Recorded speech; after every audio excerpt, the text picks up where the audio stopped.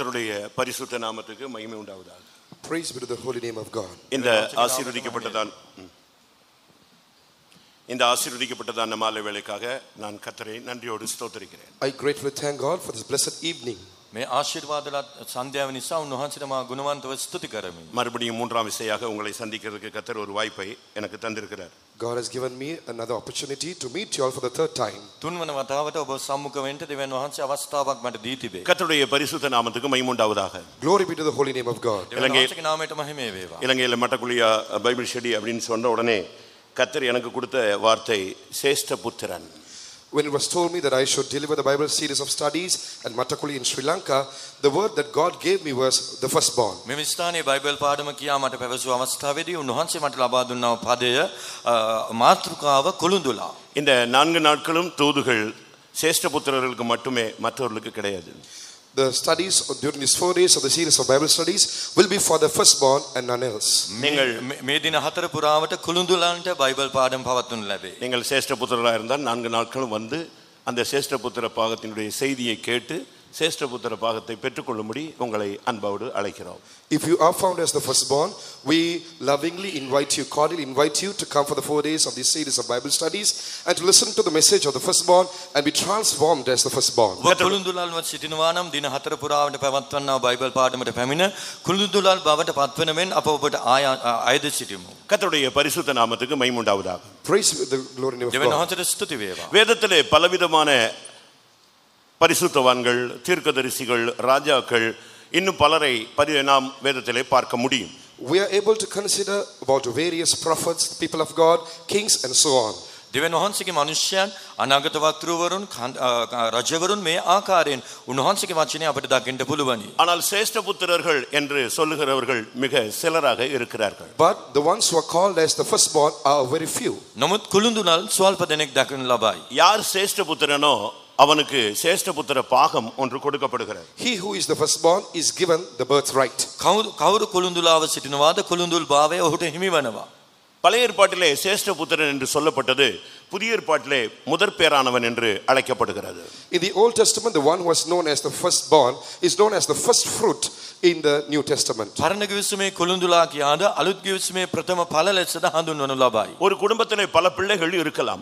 In a family there may be many children. පවුලක දරුවන් බොහෝමයක් සිටින්න පුළුවනි. ஆனால் முதல் பிறந்தவனுக்கு தான் அந்த பாகம் கொடுக்கப்படுகிறது. But only the firstborn is given the birthright. නමුත් ඒ කුළුඳුල් භාවය දෙනු ලබන්නේ ප්‍රථමයාටයි. முதல் பிறந்தவனுக்கு மட்டும்தான் அவனுக்கு பெயர் சேஷ்ட புத்திரன்.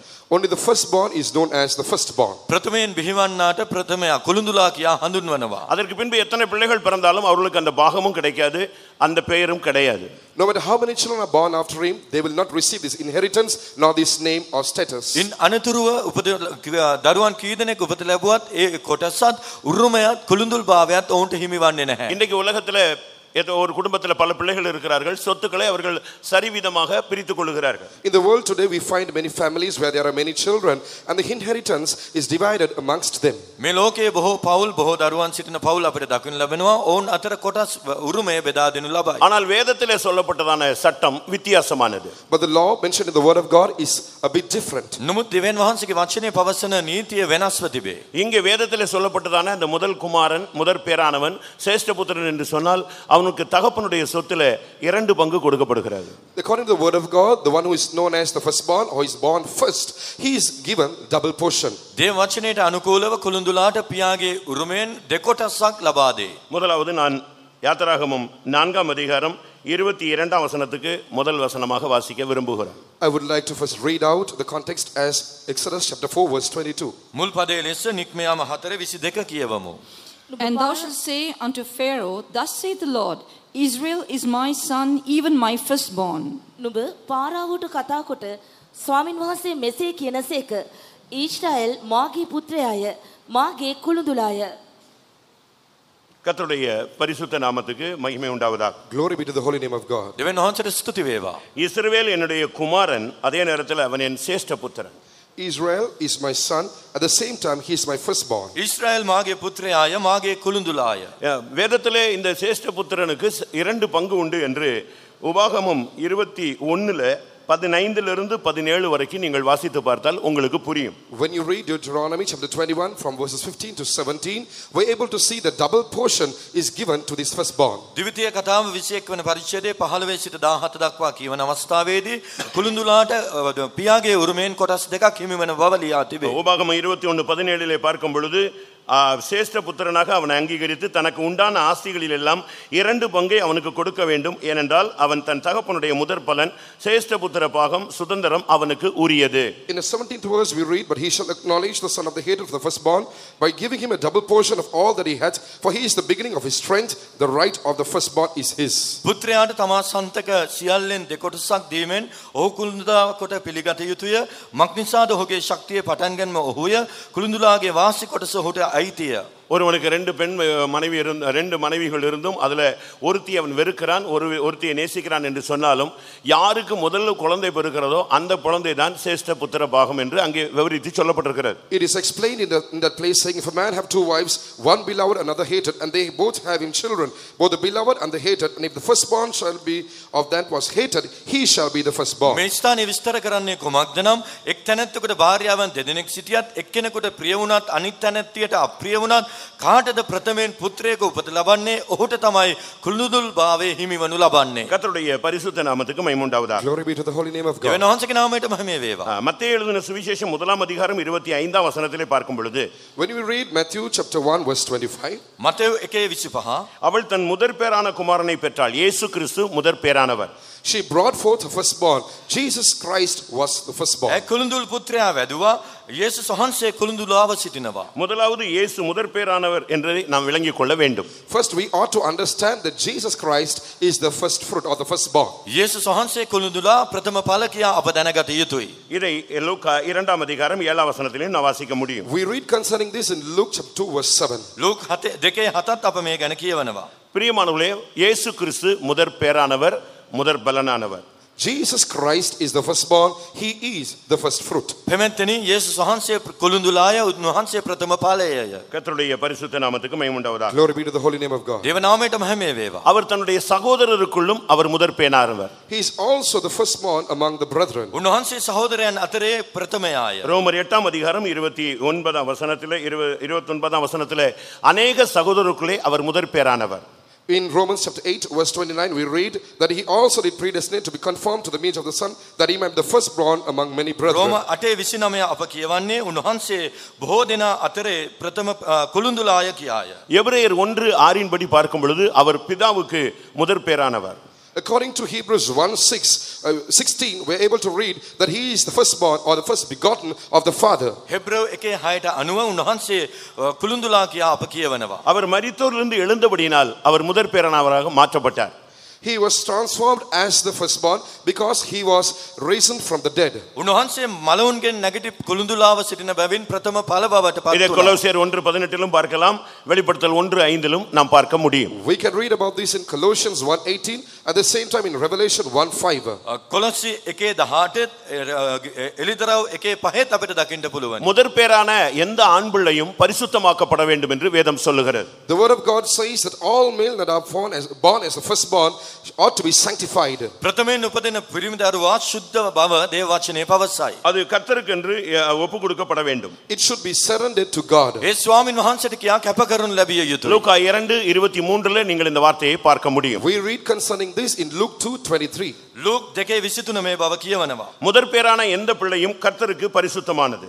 The firstborn among all, the first male among all shall be known as the කුළුඳුල් firstborn. වූ සියලු පිරිමි ස්වාමින් වහන්සේට කැපයයි කියනු ලබන්නේ. வேத வசனத்தில் எழுதியிருக்கிறபடி அவரை கர்த்தருக்கென்று ஒப்பு கொடுக்கும்படியாக இயேசு கிறிஸ்து பிறந்த 8ஆம் நாளிலே அவரை பரிசுத்தமானதாக முதற் பேரானதாக ஒப்பு கொடுக்கும்படியாக தேவாலயத்துக்கு தூக்கி கொண்டு வந்தார்கள். As it is written in the word of the law of the Lord, every male that openeth the womb shall be called holy unto the Lord, and it is God's portion. He was brought on the 8th day to be dedicated to the Lord, to the ස්වාමින් temple. වහන්සේගේ ව්‍යවස්ථාවේ ලියා තිබෙන ලෙස උන්වහන්සේ ස්වාමින් වහන්සේට ඔප්පු කරන පිණිස 8 වෙනි දිනේදී උන්වහන්සේගේ ගෘහයට යේසුස් වහන්සේව ගෙන ආසේක.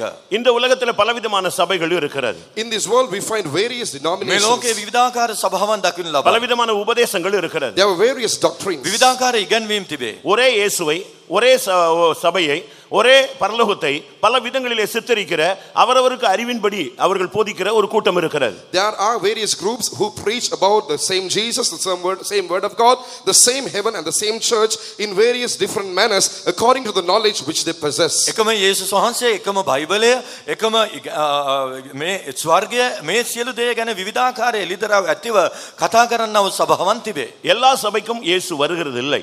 Jesus does not come for all such A churches. සියලුම සභාවන්ට යේසුස් වහන්සේ පැමිණෙන්නේ නැහැ. நான் எதற்கு இந்த சேஷ்டபுத்திர பாகம் என்பதை உங்களுக்கு மறுபடி சொல்லிக் கொண்டு வருகிறேன். Why am I repeatedly telling you about this firstborn? මේ කුළුදුල්කම ගැන ඔබට පවසන්නේ මන්ද? சபையில கூட முதற் பேரானவர்களின் சர்வ சங்கமாகிய சபைன்னு ஒரு சபை இருக்கு. அதுக்கு மட்டும்தான் பரலோகம்.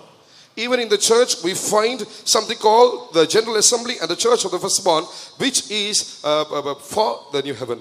ස්වර්ගයේ නම් ලියවුවන්ගේ කුළුදුලන්ගේ මහා රැස්වීම සභාව කියා දකින්න ලබනවා. எபிரேயர் 12ஆம் அதிகாரம் 23ஆம் வசனத்திலே முதற் பேரானவர்களின் சர்வ சங்கமாகிய சபையினிடத்திலே வந்து சேர்ந்தீர்கள்.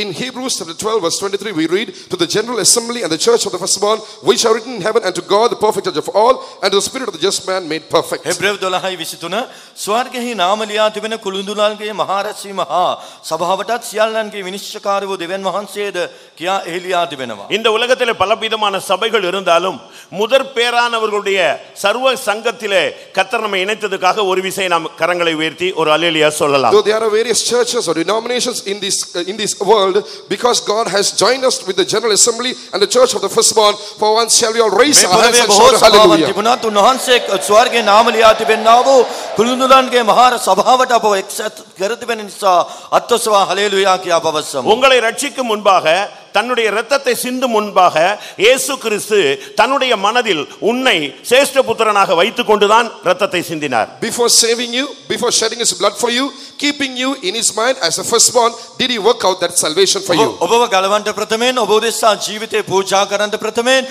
උන්වහන්සේගේ මනසෙහි ඔබව කුළුඳුලෙක් ලෙස සලකනු ලැබුවා. நாம் அக்கிரமத்திலும் பாவத்திலும் மரித்து கிடந்ததற்கு முன்பாகவே, இல்லாவிட்டால் இந்த உலகத்தில் பிறக்கிறதுக்கு முன்பாகவே நம்மை நேசித்து ஒரு முதற் பேரானவன் என்கிற ஒரு அறிவோடு உலக தோற்றத்துக்கு முன்னே கிறிஸ்துவுக்குள் நம்மை தெரிந்து கொண்டபடியினால் இயேசு கிறிஸ்து இந்த உலகத்தில் வந்து சுமார் 2000 வருடங்களுக்கு முன்பாக நம்மை நினைத்து சேஷ்ட புத்திரனாக நினைத்துதான் அவர் ஜீவனை கொடுத்தார். Before we were born, before the foundation of the earth was laid, at that time God predestinated us as the firstborn in his mind, and for that he came to this world 2000 years ago and wrought out the work of salvation on our behalf, that we may become the firstborn. අප මෙලොව උපත ලබන්න ප්‍රථමයෙන් පාපයේ ශාපයේ ජීවත් වෙන්න ප්‍රථමයෙන් මේ පොළවේ අත්තිවාරම් දමන්න ප්‍රථමයෙන් උන්වහන්සේගේ මනසේ අප කුළුඳුරල් වශයෙන් දකින්න ලැබුවා. උන්වහන්සේ ඒ සිතේ තබාගෙන තමයි අප දෙස්සා තම ජීවිතේ කල්වාරි කුරුසියේ පූජා කරනු ලැබුවේ. முதலாவது நாம் சேஷ்ட புத்திரராக மாறும்படியாகத்தான் இயேசு நம்மை இந்த சபைக்கு கொண்டு வந்திருக்கிறார். Jesus has brought us to this church that we might be transformed as the firstborn. අපව කුළුඳුරල් බවට පත් කරන පිණිස මේ සභාවට උන්වහන්සේ අපව ගෙනවිත් තිබෙනවා. அதை எத்தனை பேர் விசுவாசிக்கிறீர்கள்? How many of you all believe A this? කී දෙනෙක් අදහනවාද? விசுவாசிக்கிறவங்க கைகளை உயர்த்துங்க. All those who believe, raise your hands. අදහන්නන් ඔබගේ අත ඔසවන්න. பிரியமானவர்களே, நம்மை நினைத்துதான் அவர் தன்னுடைய கிரியைகளை நடப்பித்தார். Dearly beloved, thinking of us, did he work out his works? අප ගැන සිහි කරමින් උන්වහන්සේගේ ක්‍රියා උන්වහන්සේ ஒருவேளை நீ කළේ. இப்பொழுது பாவியாக இங்கே உட்கார்ந்து இருக்கலாம். Sometimes you may be seated in this place as a sinner, ඇතැම් විට පෞකාරයෙක් ලෙස ඔබ මෙහි සිටින්න இல்லாவிட்டால் ஒரு පුළුවනි. விசுவாசியாக இங்கே உட்கார்ந்து இருக்கலாம். or else you may be seated in this place as a believer. නැත්නම් ඇදහිලිවන්තෙක් වශයෙන් සිටින්න இல்லை පුළුවනි. அபிஷேகம் பெறாதவனாய் உட்கார்ந்து கொண்டிருக்கலாம். You may be seated in this place as one who does not have the anointing. තවමත් ආලේපේ නොලබව කෙනෙකු இல்லை ලෙස සිටින්න அபிஷேகம் පුළුවන්. பெற்றவர்களாக இந்த சபையிலே உட்கார்ந்து கொண்டிருக்கலாம். If not, you may be seated in this place, in this church, as the one who has received the anointing. ආලේපේ නොලබපු කෙනෙක් ලෙස මේ සභාවේ ඔබ සිටින්න எப்படி පුළුවනි. இஸ்ரவேல் ஜனங்களை அந்த பாவத்தில் அந்த அடிமைத்தனத்திலிருந்து விடுதலையாக்கின நோக்கம் ஒரு கானானோ அதுபோல ஒவ்வொரு மனிதனையும் ரட்சித்தது நீ உன் சிரேஷ்ட புத்திரனாய் மாறி பரலோகத்திலே உன்னுடைய சுதந்திர விதத்தை பெற வேண்டும். Just as the purpose of delivering the children of Israel from Egypt was to take them to one Canaan, in the same manner God has with the purpose of making us the firstborn and to make inherit heaven, that he has saved you. Israel සෙනඟ මිස්රයෙන් මුදා ගැනීමට හේතු වුණේ කානානයේ උරුම කර දීමයි. ඒ ආකාරයෙන් ඔබව ගලවීමට හේතුව ඔබව කුළුඳුලෙක් බවට පත් කරමින් ස්වර්ගීය යෙරුසලම උරුම කර දීමයි. இஸ்ரவேல் ஜனங்கள் முறுமுறுக்கிறவர்கள், எதிர்க்கிறவர்கள், தர்க்கம் பண்ணுகிறவர்கள், சண்டை போடுகிறவர்கள், திரும்பி போகக்கூடிய எத்தனித்தவர்கள், பல விதங்களிலே அவர்கள் முரட்டாட்டம் உள்ளவர்கள், வணங்கா கழுத்துள்ள ஜனங்கள், இப்படியெல்லாம் அவர்களுக்கு சொன்னாலும் அவர்களுக்காகவே ஒரு பஸ்கா அடிக்கப்பட்டது. Though the children of Israelites were stubborn, they were very wicked people, they wanted to draw back, and they were going against God, and they were sinners and backsliders, but for their sake a paschal lamb was slain. Israel සෙනග අතරේ දුෂ්ටයන් කොඳුරන්නන් තද කුලල් ඇත්තන් උන්වහන්සේට විරුද්ධව සිටින්නන් පසුබසින්නන් මේ ආකාර සියලු දෙනා දකින්න ලැබුවද පාස්කු බැටළු පැටවා ඔවුන් සියලු දෙනා මුදා ගන්නා පිණිස සූදානම් කරනු ලැබීය. கர்த்தருடைய பரிசுத்த நாமத்துக்கு மகிமை உண்டாவதாக. Glory be to the holy name of God. தேவனாசிக்கு நாமයට மகிமை වේවා. முதலாவது நீங்கள் சேஷ்ட புத்திரன் என்பதை இந்த பைபிள் ஸ்டடி முடிந்த பிறகு கூட சாகு வரை உங்க மைண்ட்ல அது ஓடிக்கொண்டே இருக்க வேண்டும். The first and foremost thing which should be running in your mind even after the Bible study till your end is that you are the firstborn. මේ බයිබල් පාඩම අවසානයේ පවා ඔබගේ ජීවිත කාලයේ මුළුල්ලේ ඔබ සිහි තබා ගත යුතු කාරණය කුමක්ද නම් ඔබ කුළුඳුලෙක් යන්නයි. நீங்கள் இந்த சபையில ஒரு விசுவாசி மாத்திரமல்ல, நீங்கள் இந்த சபையில ஒரு ஊழியர்கள் மட்டுமல்ல, தேவன் சேஷ்ட புத்திரர்களுக்கு மட்டுமே தன் ஜீவனை கொடுத்தார். You are not just a believer of this church, not a servant of God of this church. Jesus gave his life, offered his life it only for the firstborn. ඔබ මේ සභාවේ සාමාන්‍ය අදිලිවන්තයෙක් සේවකයෙක් නොවේ. යේසුස් වහන්සේ තම ජීවිතේ පූජා කරේ කුළුඳුලන් උදෙසායි. ඔබ කුළුඳුලෙක්. எகிப்திலே 6 லட்சம் புருஷர்கள் இருந்தார்கள், இன்னும் ஸ்திரீகள் இருந்தார்கள், பிள்ளைகள் இருந்தார்கள். அவர்கள் எல்லாருக்கும் சேர்த்து பஸ்கா அடிக்கப்பட்டது. There were 600 men in Egypt who left Egypt. There were many women, there were many children. For all of them the paschal lamb was slain. ලක්ෂ 6ක් වූ ඊශ්‍රායල් සෙනග මැද්දේ දරුවන් පුරුෂයන් දකින්න ලැබුවා. ඒ සියලු දෙනා උදෙසා මරණු ලැබුවේ එක බැටළු පැටවෙක් පාස්කු බැටළුවේ. ஒருவேளை நீங்கள் ரட்சிக்கப்பட்டிருக்கலாம், உங்களுடைய குடும்பத்திலே ரட்சிக்கப்படாமல் இருக்கலாம். அப்படி இருந்தாலும் அவர்களுக்காகவும் இயேசு மரித்தார் என்பதை நீங்கள் விசுவாசியுங்கள். You may have been saved in your family and there may be non-saved people in your family. You ought to understand that Jesus died for them as well. ඔබගේ පවුලේ ගැලවීම ලබා සිටින්නේ ඔබ විතරක් විය හැකි. නමුත් ඔබගේ ගැලවීම නොලබපු සමාජිකයන් උදෙසා උන්වහන්සේ මැරුණ වග සිහි රඳවා ගන්න. காலங்கள் நிறைவேறின பொழுது உங்களை எப்படி தேவன் சந்தித்தாரோ அதே போல அவர்களையும் சந்திப்பார் என்று விசுவாசியுங்கள். Even as times were fulfilled, even as God saved you, you believe that God will save them as well. කාලවල වල සම්පූර්ණ වීමේදී උන්වහන්සේ ඔබ සම්මුඛ වූවාක්ෂේම ඕන්වත් උන්වහන්සේ සම්මුඛ වනවාම ඇත. ஒருவன் சேஷ்ட புத்திரனாக மாற வேண்டுமானால் முதலாவது அந்த குடும்பத்திலே முதற் பிறந்தவனாக அவன் மாற வேண்டும். If a person ought to become as the firstborn, he should become as the one who is born first of that family. යමෙක් කුළුඳුලා වන පිණිස ඒ පවුලේ ඔහු ප්‍රථමයෙන් උපත ලැබිය යුතුයි. முதலாவது அவன் சரியான அந்த குடும்பத்திலே முதல் ஆண் மகனாக பிறக்க வேண்டும். First of all, he should be born as the first male of that family. ඒ පවුලේ පිරිමි දරුවෙකු ලෙස ඔහු ප්‍රථමයෙන් බිහිවිය යුතුයි. ஒரு குழந்தையினுடைய பிறப்பு மிகவும் முக்கியமானது. The birth of a child is very important. දරුවෙකුගේ උපත ඉතා වැදගත්. அந்த பிறப்பில் வைத்துதான் அந்த சுதந்திர பாகம் அது தீர்மானிக்கப்படுகிறது. Based on the birth of the child is his birthright defined. ඒ උපතට අනුකූලව එහි උරුමය දෙනු ලබයි. இன்னைக்கு வேதத்திலே பார்க்கும் பொழுது பலவிதமான பிறப்புகள் சுட்டிக்காட்டப்படுகிறது. In the word of God there are various types of births explained. දේව වචනේ විවිධාකාර උත්පාදයන් ගැන අපිට දකින්න පුළුවන්. இந்த உலகத்திலே எழுத்தின் பிரகாரமாக நாம் பிறக்கிறோம். In this world we are born in a literal manner. මේ පොළොවේ අප පදාර්ථ ලෙස උපත இதை ලබනවා. யோவான் 1:13 சுய சித்தத்தினாலே பிறந்தவர்கள் என்று சொல்லப்படுகிறது. In John 1:13 we read as the ones who were born on their own. Yohan 1:13 තමන්ගේම කැමැත්තෙන් උපත ලැබුවන් කියලා ලියා තිබේ. யோவான் 3:3 நாம் பார்க்கும் பொழுது When we consider John 3:3, Yohan 3:3 කියවන විට ஒருவன் மறுபடியும் பிறக்கும் பொழுது அவனுக்கு அடுத்த பிறப்பு உண்டாகிறது. அதுதான் மனம் திரும்புதல். when a man is born again, another birth is offered for him that is called repentance. යමෙක් අලුතෙන් උත්පාදය ලබන විට ඊළඟට ඔහු තුල සිත් වෙනස් කරනු ලැබීම සිදුවේ. யோவான் 3:5 நாம் பார்க்கும் பொழுது When we consider John 3:5, Yohan 3:5 ஒரு ஜலத்தினால் பிறவாவிட்டால் தேவனுடைய ராஜ்யத்திலே பிரவேசிக்க இயலாது. except a man be born of the water, he shall not enter into the kingdom of God. යමෙක් වතුරෙන් නූපන්නොත් දෙවියන් වහන්සේගේ රාජ්‍යයට ඇතුල් වෙන්න බැරිය. அடுத்ததாக அதே யோவான் 3:5 பார்க்கும் பொழுது ஒருவன் ஆவியினால் பிறவாவிட்டால் தேவனுடைய ராஜ்யத்தில் பிரவேசிக்க In இயலாது. the very same verse John 3:5 we are able to read that except a man be born of the spirit, he shall not enter into the kingdom එම of God. පදයේම යොහාන් 3:5 ආත්මයෙන් යමෙක් නූපන්නොත් දෙවියන් වහන්සේගේ රාජ්‍යයට ඇතුල් වෙන්න නොහැකිය. பிரியமானவர்களே, வேதத்திலே நாம் பார்க்கும் பொழுது பஸ்கா ஆட்டுக்குட்டி அடிக்கப்பட்டது, அந்த ஜனங்கள் வெளியே வருகிறார்கள்.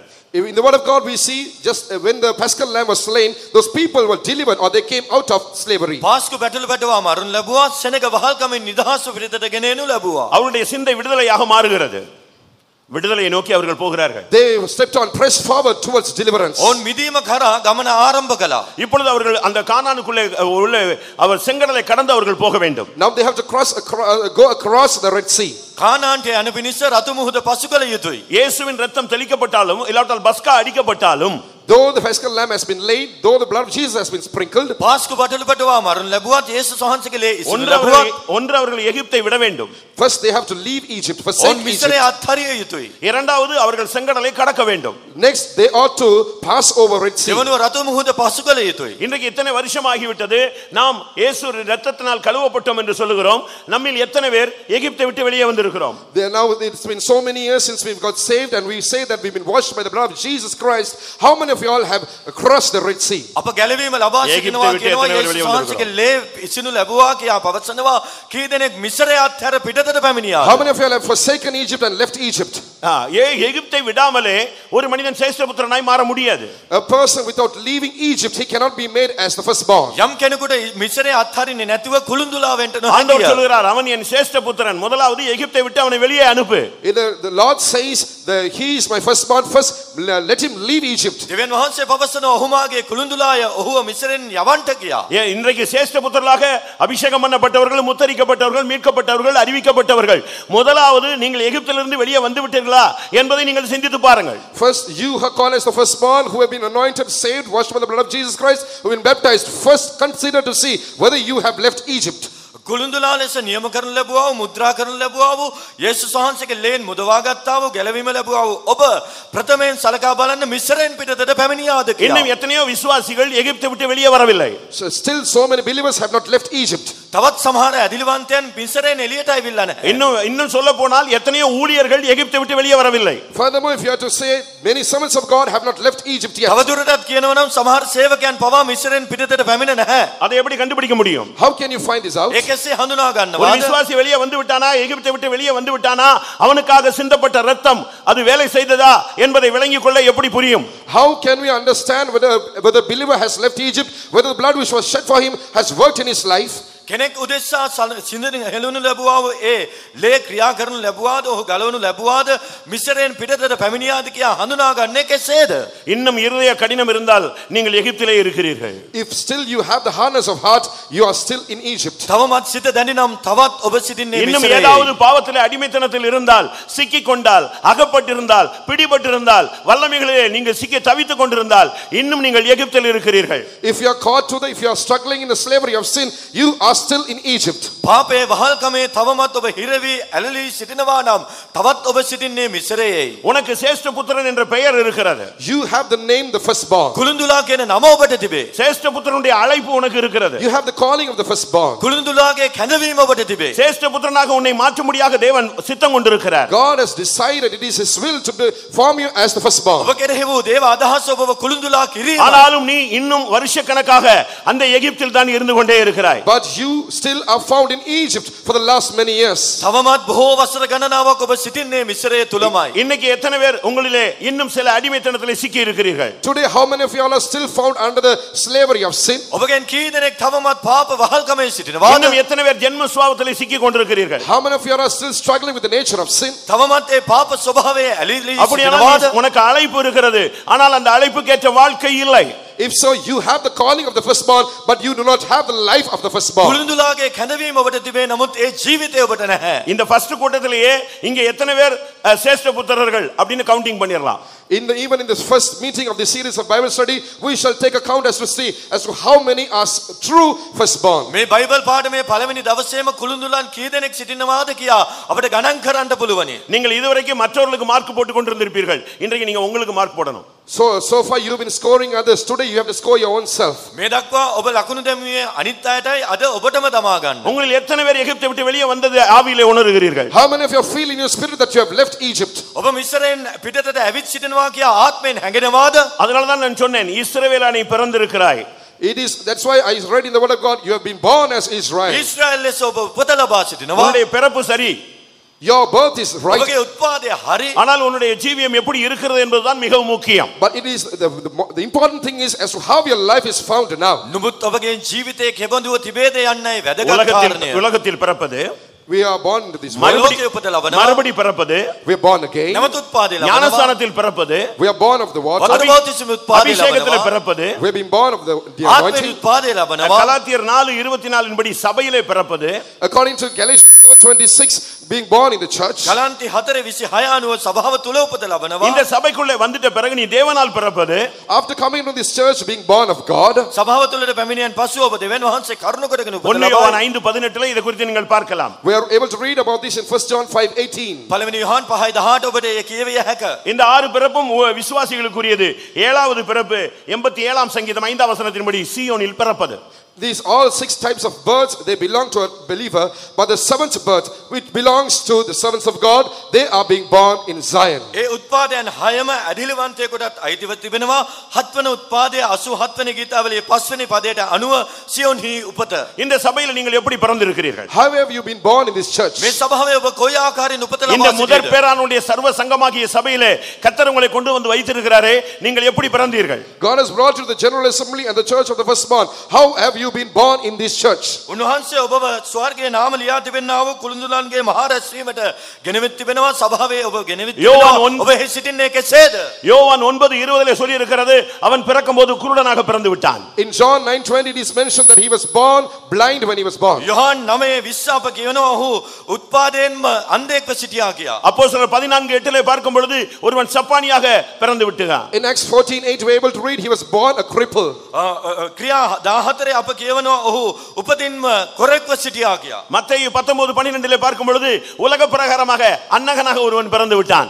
According to Matthew 19:12 he is born as a eunuch in this world. Matthew 19 වෙනි පරිච්ඡේදයේ උත්පාදයෙන්ම ඔහු නපුංසකෙක්ව සිටියා. இந்த சபையில 2 பிறப்பு இருக்கிறது. There are 2 births in this church. සභාවේ උත්පාදයන් දෙකක් ஒன்று තිබෙනවා. ஆவியின் பிறப்பு, ஒன்று மாம்சத்தின் பிறப்பு. One is being born in the spirit and the other thing is born of the flesh. එකක් ආත්මෙන් උත්පාදේ වීම අනික මාංශයෙන් උත්පාදේ இந்த වීම. சபையில மாம்சத்துல பிறந்தவன் கடைசி வரை சபையில மாம்சமாகவே வாழ்ந்து கொண்டிருப்பான். He that is born after the flesh in this church shall live in the flesh till the very end. සභාවේ මාංශික උත්පාදේ වූ කෙනෙක් අවසානයේ දක්වාම මාංශයෙන්ම ජීවත් වෙයි. இந்த சபையில ஆவியிலே பிறந்தவன் ஆவியிலேயே கடைசி வரை வாழ்ந்து கொண்டிருப்பான். In this church he that is born after the spirit shall live in the spirit till the end. සභාව තුල ආත්මෙන් උත්පාදේ වූ තැනැත්තෙක් අවසානයේ දක්වාම ආත්මයෙන්ම ජීවත් වෙයි. உன்னுடைய ரட்சிப்பு மிகவும் முக்கியமானது. Your salvation is very ඔබගේ important. ගැලවීම ඉතා වැදගත්. கலாத்தியர் 4:29 சொல்லுகிறது, ஆவியின்படி பிறப்பு, மாம்சத்தின்படி பிறப்பு.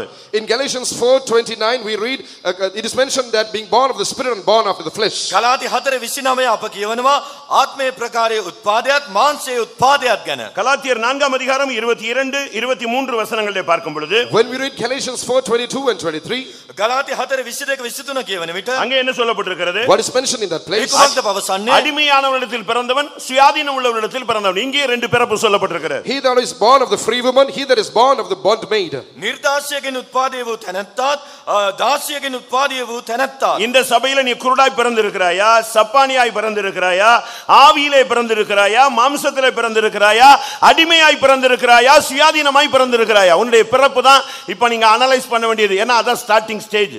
Have in this church have been born after the flesh or after the spirit or after the free woman or after the bondwoman? It is you ought to analyze your birth. It is very crucial to do this evening. ඔබ සභාව තුල උත්පාදේ වී සිටින්නේ අන්ධයෙක් ලෙසද, correct ලෙසද, නිර්දාසියගේ පුත්‍රයෙක් ලෙසද, දාසියගේ පුත්‍රයෙක් ලෙසද? මේ ඔබම සොයා බැලිය යුතු කරුණකි. இயேசு தன்னுடைய பிறப்பை பற்றி பேசும் பொழுது When Jesus spoke concerning his birth, යේසුස් වහන්සේගේ උත්පාදය ගැන උන්වහන්සේ කතා කරන විට யோவான் 8:23 வசனத்திலே இயேசு பேசுகிறார். John 8:23 Jesus mentions in this manner. Yohan 8:23 උන්වහන්සේ මෙසේ පවසන සේක. நீங்கள் தாழ்வில் இருந்து உண்டானவர்கள், நான் உயர்வில் இருந்து உண்டானவன். Ye are from beneath, I am from above. නුඹලා පහලින් වන්නෝය, මම ඉහළින් වෙමි. நீங்கள் இந்த உலகத்தில் இருந்து உண்டானவர்கள், நான் இந்த உலகத்தில் இருந்து உண்டானவன் அல்ல. Ye are of this world, I am not of this world. නුඹලා මේ ලෝකයෙන් වන්නෝය, මම මේ ලෝකයෙන් නොවෙමි. பிரியமானவர்களே, நாம் எப்படி பிறந்திருக்கிறோம் என்பதை சரியான விதத்தில் புரிந்து கொள்ள வேண்டும். Really beloved, we are to understand in which way we've been born. අප උත්පාදේ ලබා සිටින ආකාරය අප පැහැදිලි ලෙස හඳුනාගත යුතුයි. உனக்கு நீ இந்த சபையிலே குருடனாய் பிறந்திருந்தால், குருடியாக பிறந்திருந்தால், கடைசி வரைக்கும் உனக்கு தரிசனமே இருக்காது. If you have been born as a blind man or a blind woman in this church, you will ඔබ මේ සභාවේ අන්ධයෙකු ලෙස අන්ධ තැනැත්තියක් ලෙස උපත ලැබුවොත් අවසානයේ දක්වා ඔබට දර්ශනයක් නම් නැහැ. Till the end you will not have any sight or vision.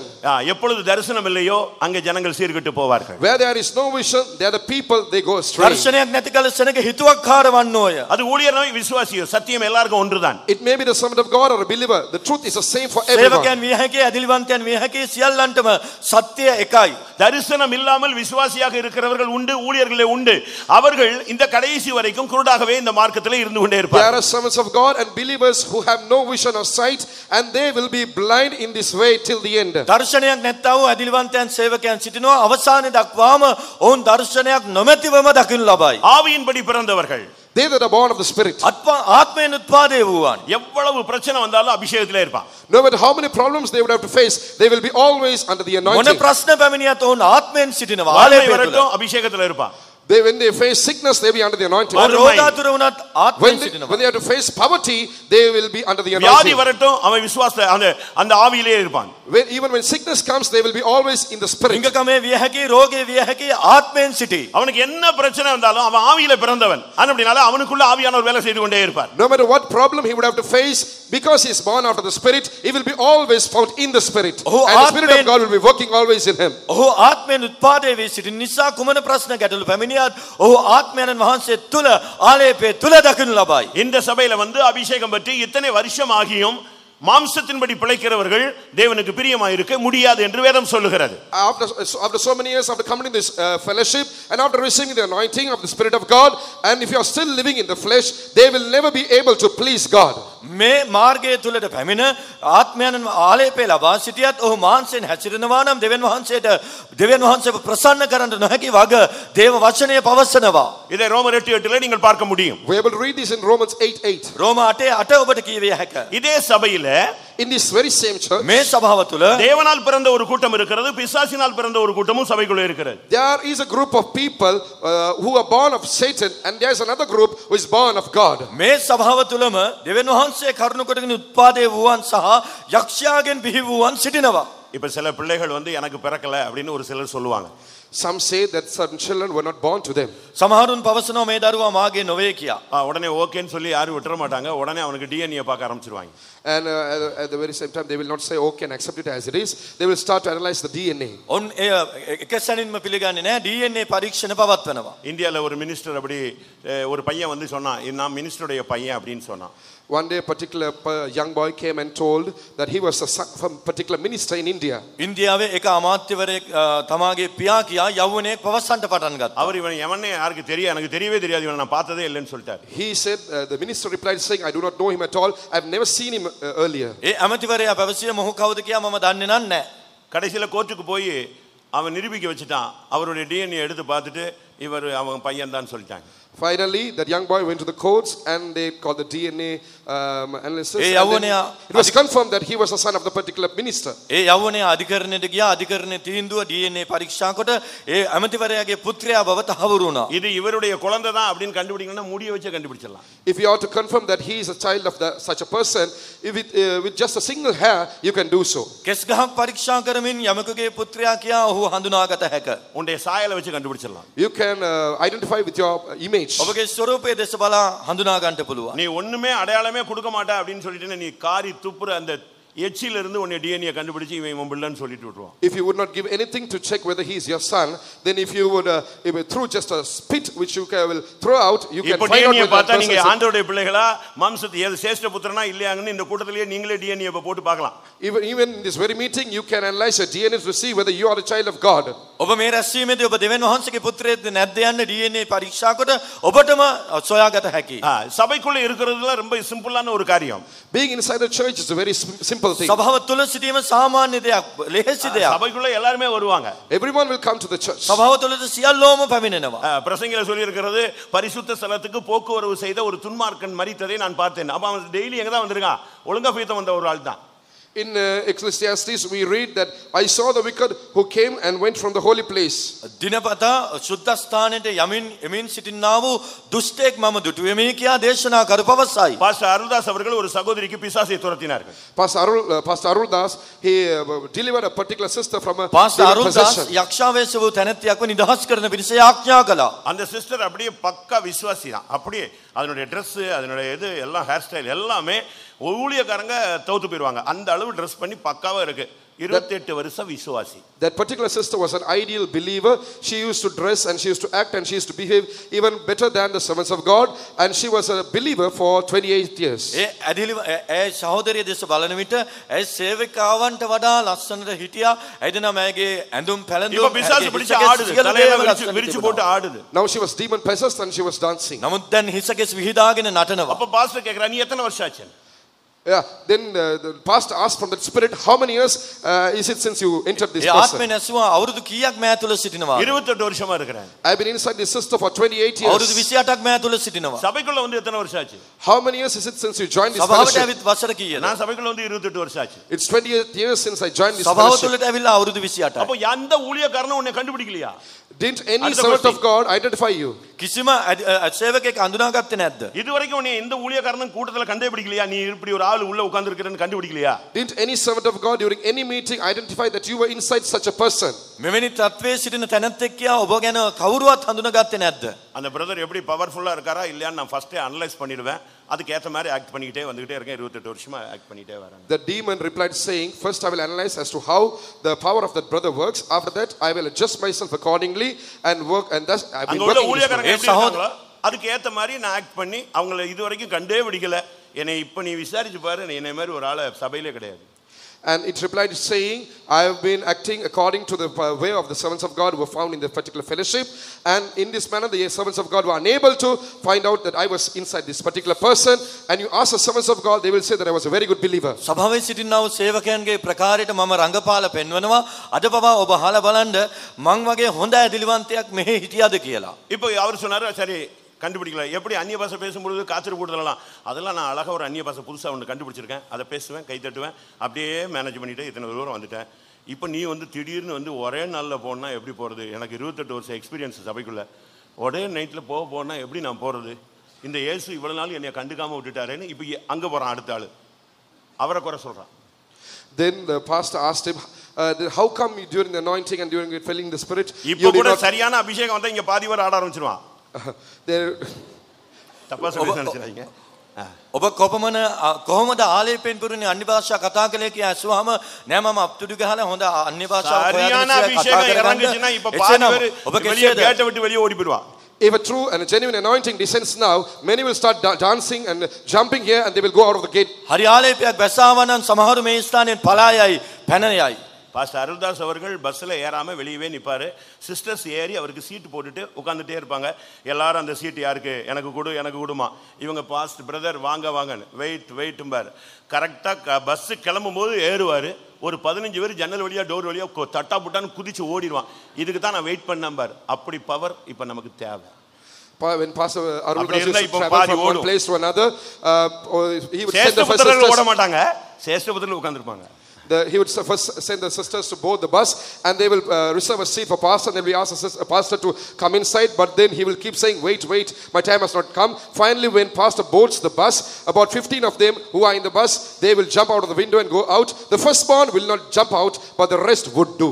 Pastor Arul Das bus රථයට ගොඩ වෙන්න ප්‍රථමයෙන් සහෝදරයන් නැග පාස්ටර්ට සීට් එකක් වෙන් කරගෙන සිටිනවා. පාස්ටර් නගින්න කියනවා. පාස්ටර් කියනවා නෑ ඉන්න කියා. පාස්ටර් බස් රථයේ පිටත් වෙද්දිම ඊට ගොඩ වෙනවා.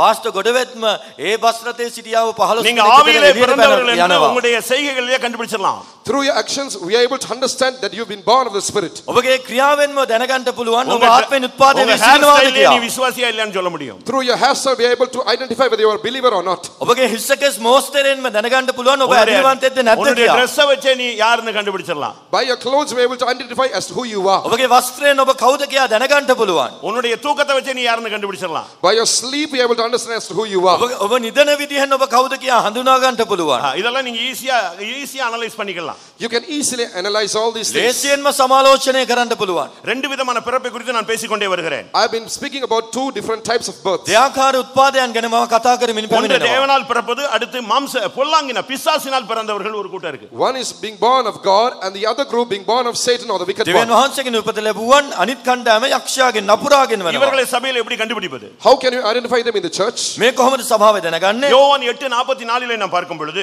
When we consider John 8:44, යෝහන් 8:44 அங்கே இயேசு என்ன சொல்லுகிறார்? what does Jesus mention in that place? යේසුස් වහන්සේ කියන්නේ කුමක්ද? நீங்கள் உங்கள் பிதாவையாகிய பிசாசினால் உண்டானவர்கள். Ye are of your father the devil. නුඹලාගේ පියාවන යක්ෂයාගෙන්ගේ. ஆனபடினால் நீங்கள் உங்களுடைய பிதாவானவனுடைய பிசாசினுடைய இச்சையின்படியே நடக்க நீங்கள் முற்படுகிறீர்கள். And the lust of your father ye will do. නුඹලාගේ පියාගේ තෘෂ්ණාවන් ඉෂ්ට කරන්නට කැමතිය. 1 யோவான் 3:13 பார்க்கும் பொழுது When we read 1 John 1:13, 1 Yohan 3:13 3:13, அங்கே என்ன சொல்லப்பட்டிருக்கிறது? what is mentioned in that මේ place? පවසන්නේ කුමක්ද? காயின் பொல்லாங்கனால் உண்டாயிருந்து தன் சகோதரனை பகைத்து அவனை கொலை செய்தான். Cain, he කායින් නපුරාගෙන් වූ නිසා 12 කායින් නපුරාගෙන් වූ කායින් මෙන් නොවෙමුව මක්නිසාද ඔහු තමාගේ සහෝදරයා මැරුවා. 12th verse in English, not as Cain who was of that wicked one and slew his brother. ஆனால் தேவனால் பிறந்தவன் அப்படி அல்ல. But one who is born of God is not so. නමුත් දෙවියන් වහන්සේගෙන් උත්පාදේ වූවා එසේ නොවේ. இந்த சபையில தேவனால் பிறந்தவர்களை எப்படி கண்டுபிடிப்பது? How can you identify the ones born of God in this දෙවියන් church? වහන්සේගෙන් උපත ලැබුවන් සභාවේ கிருபையினாலே හඳුනාගන්නේ கிருபையினாலே இவ்வளவு சிரேஷ்ட புத்திரர்கள் வந்திருக்கிறீர்கள். By the grace of God, so many firstborn have come to this place. දේව කරුණාවෙන් කුළුඳුලන් බොහෝ දෙනෙක් පැමිණ සිටිනවා. தேவனால் பிறந்தவனை எப்படி கண்டுபிடிப்பது? How can you identify the one who is born of God? දෙවියන් වහන්සේගෙන් උපත ලැබුවන් හඳුනාගන්නේ කෙසේද? நான் ஒரு நாள் ட்ரெயின்ல போய் கொண்டிருந்தேன். Once I was traveling in the train. මම දුම්රිය ගමන් කරමින් සිටියා. அப்போ இந்தியால வந்து ட்ரெயின்ல டிக்கெட் தட்கல் அப்படினு ஒரு முறை. உடனே டிக்கெட் புக் பண்ணலாம், உடனே கிடைக்கும். அதுக்கு கொஞ்சம் அதிகமா பணம் கட்டணும். We have to pay a little bit more and we can obtain a ticket at the very spot at the railway station. වැඩිපුර මුදලක් ගෙවා දුම්රිය ටිකට් පතක් මිලදී ගන්නට පුළුවන්, அதை බුක් කර ගන්න පුළුවන්. அதை கேன்சல் பண்ணா பணம் கிடைக்காது. அப்போ At that time when you cancel the ticket, you will not get a refund. එය අවලංගු කරන් නැවත මුදල් ගෙවනු ලබන්නේ නැහැ. அத குறித்து ட்ரெயின்ல பேசஞ்சர்ஸ் எல்லாம் கான்வர்சேஷன் பண்றாங்க. The passengers were conversing about this at the train. ඒ ගැන දුම්රිය ගමන් ගන්නා මගින් කතා කරමින් සිටියා. நான் பாஸ்டர், அதனால நான் ஒரு வாரத்துல உட்கார்ந்திருந்தேன். எனக்கு இதுல சம்பந்தம் இல்ல.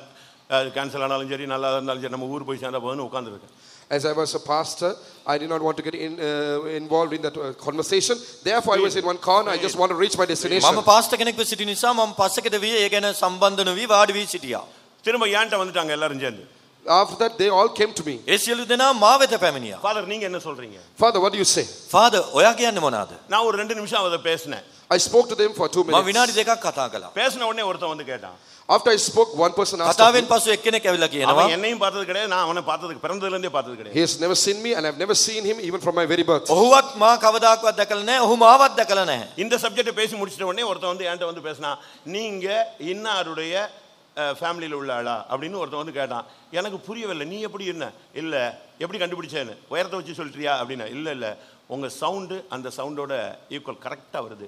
அவன் தான் கரெக்டா எனக்கு சொன்ன உடனே அசந்துட்டேன். அவன் கரெக்டா எங்க அண்ணன் பையனை கொண்டு வந்து நிப்பாட்டுறாங்க. அவன் எங்கேயோ இருக்கான், யூகேலேயே யூஎஸ்லேயே கிடக்கான். இவன் சொல்றான் அவன் சவுண்டு உங்க சவுண்டு ஒன்று அப்படின்னா. அப்பதான் நான் புரிஞ்சேன், இப்போ உலகத்துக்காரன் எவ்வளவு உஷாரா இருக்கிறான், நம்மால் தான் தெளிவில்லாம இருக்கிறான். After the topic of conversation was over, another person came to me and he asked me, "How are you a relative of so and so?" And he thus mentioned certain names, and I was amazed because I did not know, I've never seen that person earlier. And I asked him, "How did you identify me? Was it because of my height?" Then he told, சவுண்ட வச்சே நீ விசுவாசியா அவிசுவாசியான்னு கண்டுபிடிச்சலாம். Then he told me, "I identified you by the sound. Both the sound of both of you all seem to be the same. And by your sound, we can identify whether you are a believer or not." ඒ කතාවෙන් පසුව තැනැත්තෙක් ඇවිල්ලා මගෙන් ඇසුවා, ඔබ හවලාට ඥාතින් වනවාද කියා. පසුව මාගේ අයියාගේ පුත්‍රයෙක් ගැන ඔහු පැවසුවා, ඔහු කොහෙ සිටිනවාද කියා. මම දන්නේ නැහැ. මාගේ කටහඬින් ඔවුන් අඳුනගත්ත ඒ පවුලට අයත් කෙනෙක් කියා. මම ඇසුවා, ඔබ උසෙන්ද අඳුනගත්තේ කියලා. නෑ, කටහඬින් කියා පැවසුවා. ඒ වගේ ලෝකයේ සිටිනා වූ අය එවැනි තියුණු තීක්ෂණ ඥානයකින් යුක්තව සිටිනවා. අපේ අය තමයි මෙහෙම கர்த்தருடைய සිටින්නේ. பரிசுத்த நாமத்துக்கு மகிமை உண்டாவதாக. Praise be to the Holy දෙවියන් name of වහන්සේගේ God. නාමයට මහිම වේවා. தேவனால் பிறந்தான்னா அவன் விசுவாசிப்பான்.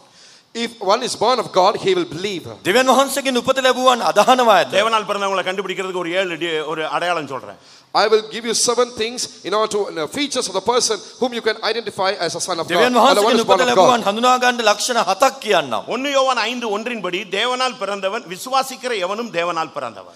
1 John 5:1 He that believeth he is born of God. පළවෙනි යොහන් 5:1 උන්වහන්සේ කෙරෙහි විශ්වාස කරන සමදේ දෙවියන් වහන්සේගෙන් 1 யோவான் 2:29 பார்க்கும் பொழுது நீதியை செய்கிற எவனும் தேவனால் பிறந்தவன். 1 John 2:29 mentions he that doeth righteousness or executeth righteousness is born of God. පළවෙනි යොහන් 2:29 ධර්මිෂ්ඨකම් කරන්නන් දෙවියන් වහන්සේගෙන් උපත 1 யோவான் 4:7 பார்க்கும் பொழுது According to 1 John 4:7 පළවෙනි යොහන් 4:7 அன்புள்ள எவனும் தேவனால் பிறந்தவன். He that loveth is of God. ප්‍රේමය කරන්නන් සියල්ලන් දෙවියන් වහන්සේගෙන් யோவான் ඉපදෙති. 8:47 பார்க்கும் பொழுது தேவனால் பிறந்தவன் தேவனுக்கு செவி கொடுப்பான்.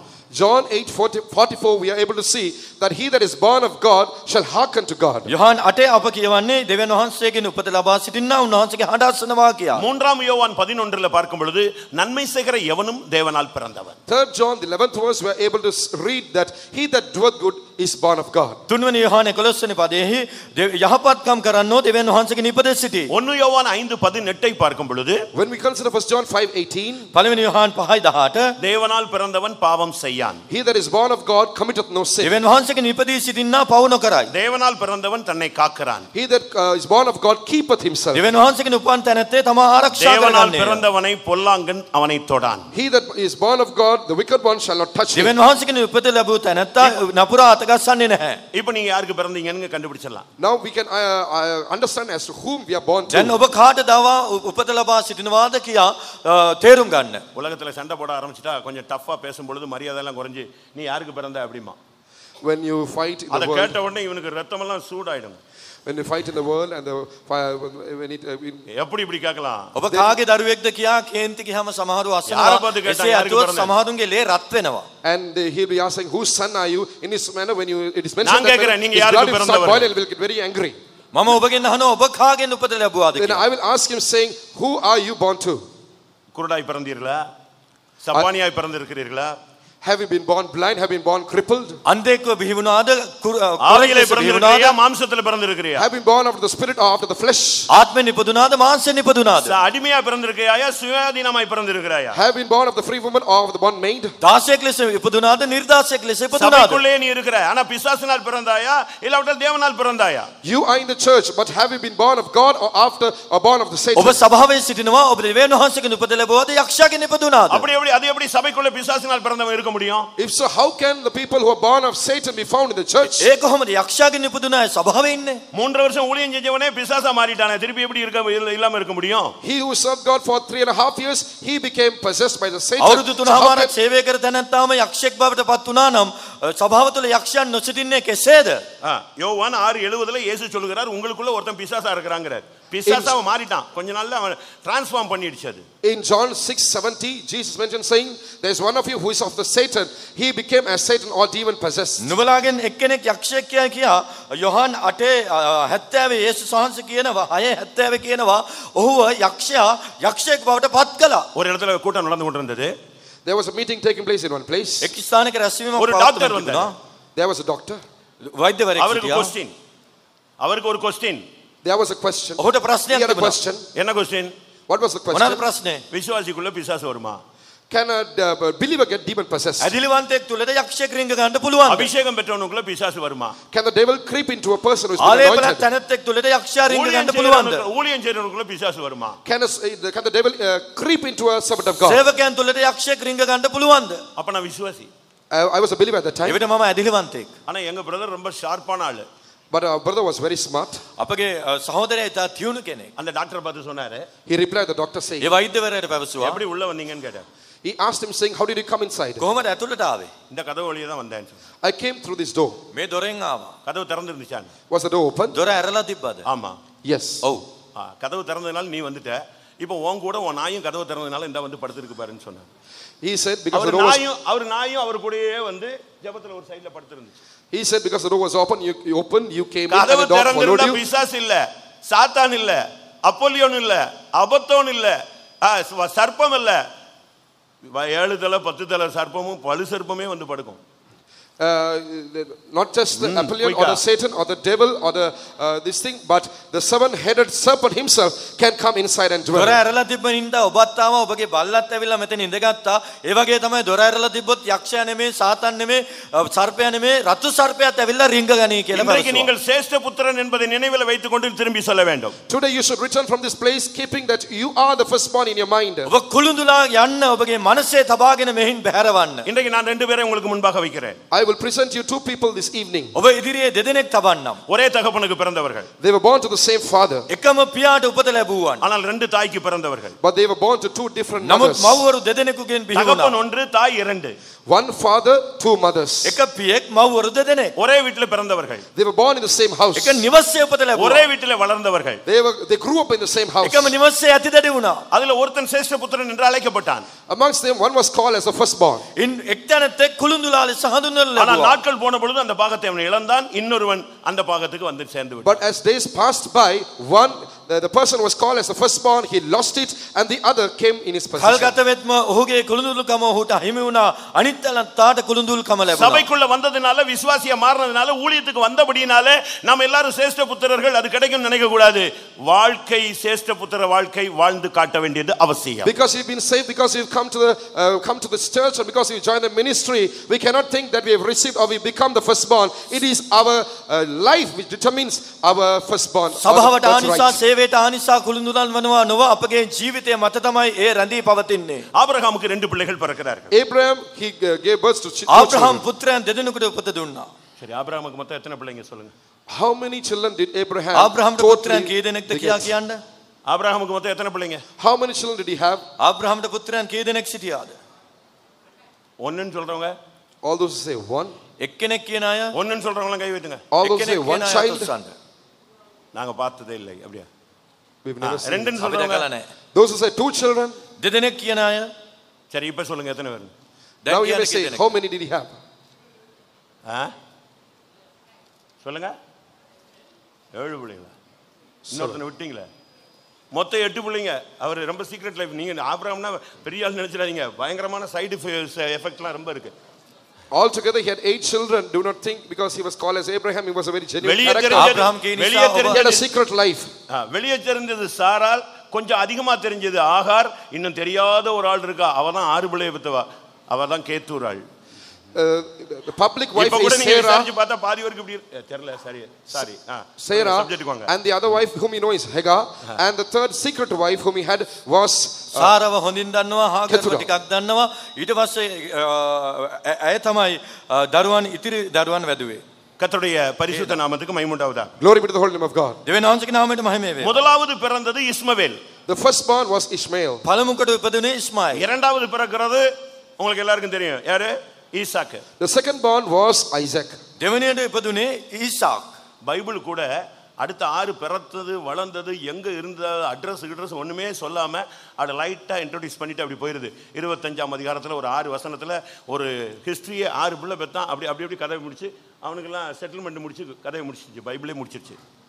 In the Bible does not elaborate about the 6 other children who were born to Abraham. It only introduces them in a little manner, in a little portion in Genesis chapter 25, and it is mentioned that he gave them gifts and sent them away. 25 වෙනි පරිච්ඡේදය ඔබට කියවන්න පුළුවන්. ඒ කියන්නේ බයිබලයේ වැඩිදුර කරුණු පවසන්නේ නැහැ. ඉතිරි දරුවන් ඇයට තමයි උපත ලැබුවේ ආබ්‍රහම්ගේ දරුවන්. கர்த்தருடைய பரிசுத்த நாமத்துக்கு மகிமை உண்டாவதாக. Glory be to the name of God. දෙවෙනි වහන්සේගේ නාමයට ස්තුති වේ. இஸ்மவேல் அவன் முதற் பேரானவன். அவன் தான் சேஷ்ட புத்திர பாகத்துக்கு உரியவன். Ishmael was the one who was born first. He was the one who should have inherited the birthright. Ismail ප්‍රථමයෙන් උපත ලැබුවා වූ තැනැත්තාව පිරිමි දරුවාව සිටියා. ඔහු තමයි කුළුඳුලා විය යුත්තේ. ஆதியாகமம் 16:11 உனக்கு ஒரு குமாரன் பிறப்பான், அவன் இஸ்மவேல் என்று எண்ணப்படுவான். அப்படிலாம் ஆண்டவர் அவளுக்கு வாக்கு கொடுக்கிறார். In Genesis 6:11, God promises him saying, 16:11 God promises him saying, you will give birth to a son and you shall call him උත්පත්ති 16:11 ස්වාමින් වහන්සේ දූතයා බලව නුඹ ගර්භණීව සිටි පුත්‍රයෙක් වදන්නීය. ස්වාමින් වහන්සේ නුඹේ පීඩාව ඇසුහෙන් ඔහුට ඉස්මායිල් යන නාමය තබාපන්න කියා පවසනවා. ஆதியாகமம் 17:18 பார்க்கும் பொழுது when we read Genesis 17:18, 17:18 උත්පත්ති இஸ்மவேல் உமக்கு முன்பாக பிழைப்பானாகன்னு அவனுக்காக ஆபிரகாம் ஜெபிக்கிறதை நாம் பார்க்கிறோம். we read Abraham praying to God for Ishmael saying, oh that Ishmael might live before thee. අහෝ ඉස්මායිල් ඔබ වහන්සේ ඉදිරියේ ජීවත් වේවායි කියා ආබ්‍රහම ඔහු දෙසා යාඥා කරනවා. அவன் வெறுக்கப்பட்டவனிடத்தில் இல்லாவிட்டால் அடிமையானவனிடத்துல அவன் பிறந்திருந்தாலும் அவன்தான் ஆபிரகாமுடைய முதற் பலன். Though he was born of the hated woman or the bondmaid, he was the firstborn of Abraham. දාසියට උපත ලැබුවත් අප්‍රිය කරනු ලැබූ තැනැත්තියට උපත ලැබුවත් ඔහු ප්‍රථම දරුවාව සිටින නිසා ඔහු කුළුඳුලායි. சாராள் அந்த இஸ்மவேலை பத்தி ஒரு சின்ன ஒரு குற்றம் சாட்டின உடனே ஆபிரகாமுக்கு நைட்டெல்லாம் தூக்கம் வரல, ரொம்ப ரொம்ப துக்கப்பட்டான். நம்ம பிள்ளையை பத்தி எப்படி இப்படி பேசலாம் அப்படின்னு. When Sarah complained to Abraham about a little thing which Ishmael had done, then Abraham said, how can he do so to my child? ඊස්මාኤල් ගැන කුඩා චෝදනාවක් සාරා එල්ල කළ අවස්ථාවේදීම ආබ්‍රහාම්ට නිඳ ගියේ නැහැ. ඇයිද නම් ඔහු කුළුඳුලාව සිටියා. சபையில முதலாவது பிறப்பது ரொம்ப சிம்பிள். நீங்க கூட சீனியாரிட்டி எல்லாம் பேசிட்டு இருக்கலாம், ஒன்றும் பிரச்சனை இல்லை. Being born first in the church is something very simple. Even you may be talking about seniority in the church. That is nothing at all. සභාවේ උත්පාදේ වීම කුළුඳුලෙක් ලෙස බිහිවීම ඉතා පහසු දෙයක්. ඒ නිසා ඔබගේ ජේෂ්ඨත්වය ගැන ඔබ උදන්වන්නමින් සිටිනවා. இஸ்மவேலை அடிமையிலத்தில் பிறந்தவன் என்று வேதம் சொல்லுகிறது. It is mentioned in the word of God that Ishmael was born of the bondwoman. ඊස්මාኤල් දාසියට උපත ලැබුවා වූ තැනැත්තිය ஈசாக்கு சுயாதீனம் உள்ளவனிடத்தில் பிறந்தான் என்று வேதம் சொல்லுகிறது. And the word of God says that Isaac was born to the free woman. ඊසාක් නිර්දාසියගේ දරුවා. இதை கலாத்தியர் 4 அதிகாரத்தில் நாம் ஏற்கனவே படித்தோம். We read about this in Galatians 4 chapter 4. ගලාති 4 වෙනි පරිච්ඡේදයේ පෙර අප මේ ගැන කියෙව්වා. நீங்கள் 4 22 23 நீங்கள் இதுக்கு பார்க்கலாம். We can read about this in verses 22 and 23. ගලාති 4 22 23 මේ බව කියවන්න පුළුවන්. அங்கே சொல்லி இருக்கிறது ஆபிரகாமுக்கு 2 பிள்ளைகள். In the place it is mentioned that Abraham had 2 children. ආබ්‍රහාම්ට දරුවන් දෙදෙනෙක් ஒருவன் සිටියා. அடிமையானத்தில் பிறந்தவன், ஒருவன் சுயாதீனத்தில் பிறந்தவன். One was born of the free woman, one was born of the bondwoman. එක් පුත්‍රයෙක් දාසියෙක්ගෙන් එක් පුත්‍රයෙක් නිර්දාසියගෙන්. ஒருவன் அடிமையாளத்தில் பிறந்தவன், மாம்சத்தின்படி பிறந்தவன். சுயாதீனமுள்ளவரிடத்தில் பிறந்தவன், வாக்குத்தத்தத்தின்படி பிறந்தவன். But he was born of the bondwoman, was born after the flesh, but he that of the free woman was born by promise. නමුත් දාසියගේ පුත්‍රයා මානසික ලෙසද නිර්දාසියගේ පුත්‍රයා පොරොන්දුව කරුණු කොටගෙනද උපන්නේය. இஸ்மவேல் அவன் முதற் பிறனாக பிறந்திருந்தாலும், Though Ishmael was born as the firstborn, ඉස්මාኤල් කුළුඳුලා වුණා. ஆபிரகாமுடைய முதற் பலனாக அவன் இருந்தாலும், though he was the first fruit of Abraham, ඔහු ආබ්‍රහාම්ගේ ප්‍රථම ඵල වූවා. அவன் சேஷ்ட புத்திரன் என்கிற ஒரு பெயர் அவனுக்கு இருந்தாலும், though he had the name called the firstborn or he received it, කුළුඳුලා කියන නම ඔහුට තිබුණත් ஆனால் தேவன் அவனை அங்கீகரிக்கவே இல்லை. but God did not accept him at දෙවියන් all. වහන්සේ ඔහුව පිළිගත්තේ නැහැ. அவன் கடைசி வரைக்கும், இன்னும் சொல்ல போனால் மரணம் வரை ஆபிரகாமுடைய நின்றான். Till the end, till his death, he was with Abraham. මරණය දක්වාම ඔහු ආබ්‍රහාම් හා සමග වුණා. ஆபிரகாம் மரிக்கிறான். Abraham died. ආබ්‍රහාම් මරුණා. ஆபிரகாம் மரிக்கும்போது கூட இஸ்மவேல் அந்த அடக்கறையில் நின்று கொண்டிருந்தான். And at the funeral of Abraham, this Ishmael was standing beside A him. අවමංගල මෙහි ඉස්මාኤල් පවා සිටගෙන සිටියා. ஆனால் அவனுக்கு தேவன் இல்லாவிட்டால் ஆபிரகாமே அவனுக்கு சேஷ்ட புத்திர பாகத்தை கொடுக்கவில்லை. But God, nor Abraham, gave him the birthright. දෙවියන් වහන්සේ හෝ ආබ්‍රහාම් හෝ ඔහුට කුළුඳුල් භාවය දුන්නේ නැහැ. என்ன காரணத்துக்காக அவனுக்கு அது கிடைக்கவில்லை? Why did he not receive it? ඇයි ඒ ඔහුට ලැබුණේ නැත්තේ? வேதம் என்ன சொல்லுகிறது? What does the word of God say? දේව වචනේ පවසන්නේ කුමක්ද? ஆதியாகமத்தில் நாம் பார்க்கும் பொழுது When we read Genesis, උත්පත්ති පොතේ කියවන විට 25ஆம் அதிகாரத்திலே the 25th chapter, 25 වෙනි පදේ පරිච්ඡේදයේ 6ஆம் வசனம் சொல்லுகிறது, the 6th verse says, 6 වෙනි පදය ஆபிரகாமுக்கு இருந்த மறுமனையாட்டியின் பிள்ளைகளுக்கோ ஆபிரகாம் நன்கொடைகளை கொடுத்து தான் உயிரோடு இருக்கும்போதே அவர்களை கீழ் தேசத்துக்கு அனுப்பிவிட்டான். but unto the sons of the concubines which Abraham had, Abraham gave gifts and sent them away from Isaac his son while he yet lived eastward unto east country. නමුත් ආබ්‍රහාම්ට සිටි උපභාර්යාවන්ගේ පුත්‍රයන්ට ආබ්‍රහාම් තෑගිදී ඔහු ජීවත්ව සිටි කල්හිම තමාගේ පුත්‍ර වූ ඊසාක් කෙරෙන් ඔවුන් අහක්කර නැගෙනහිර දෙසට එනම් පෙරදිගට රටට යන්ට හැරියේය. நாம் இந்த மார்க்கத்துக்கு வந்தது இம்மைக்காக மாத்திரமல்ல.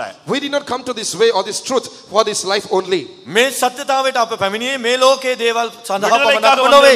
விடுதலைக்காக வந்திருந்தாலும், சுகத்துக்காக வந்திருந்தாலும், எந்த ரீதியில வந்திருந்தாலும் தேவன் தன்னுடைய மனதில் வைத்திருந்தது உன்னை பரலோகத்தில் சேர்ப்பதற்கு. Though we may have come to this place for deliverance, for healing and for blessing, in the mind of God it was his purpose that he should give you heaven. සුවය මිදීම සහනය ලබන පිණිස ඔබ පැමිණියද ඔබට සදාකාලික උරුමයක් ලබා දීම දේව අදහස වනවා.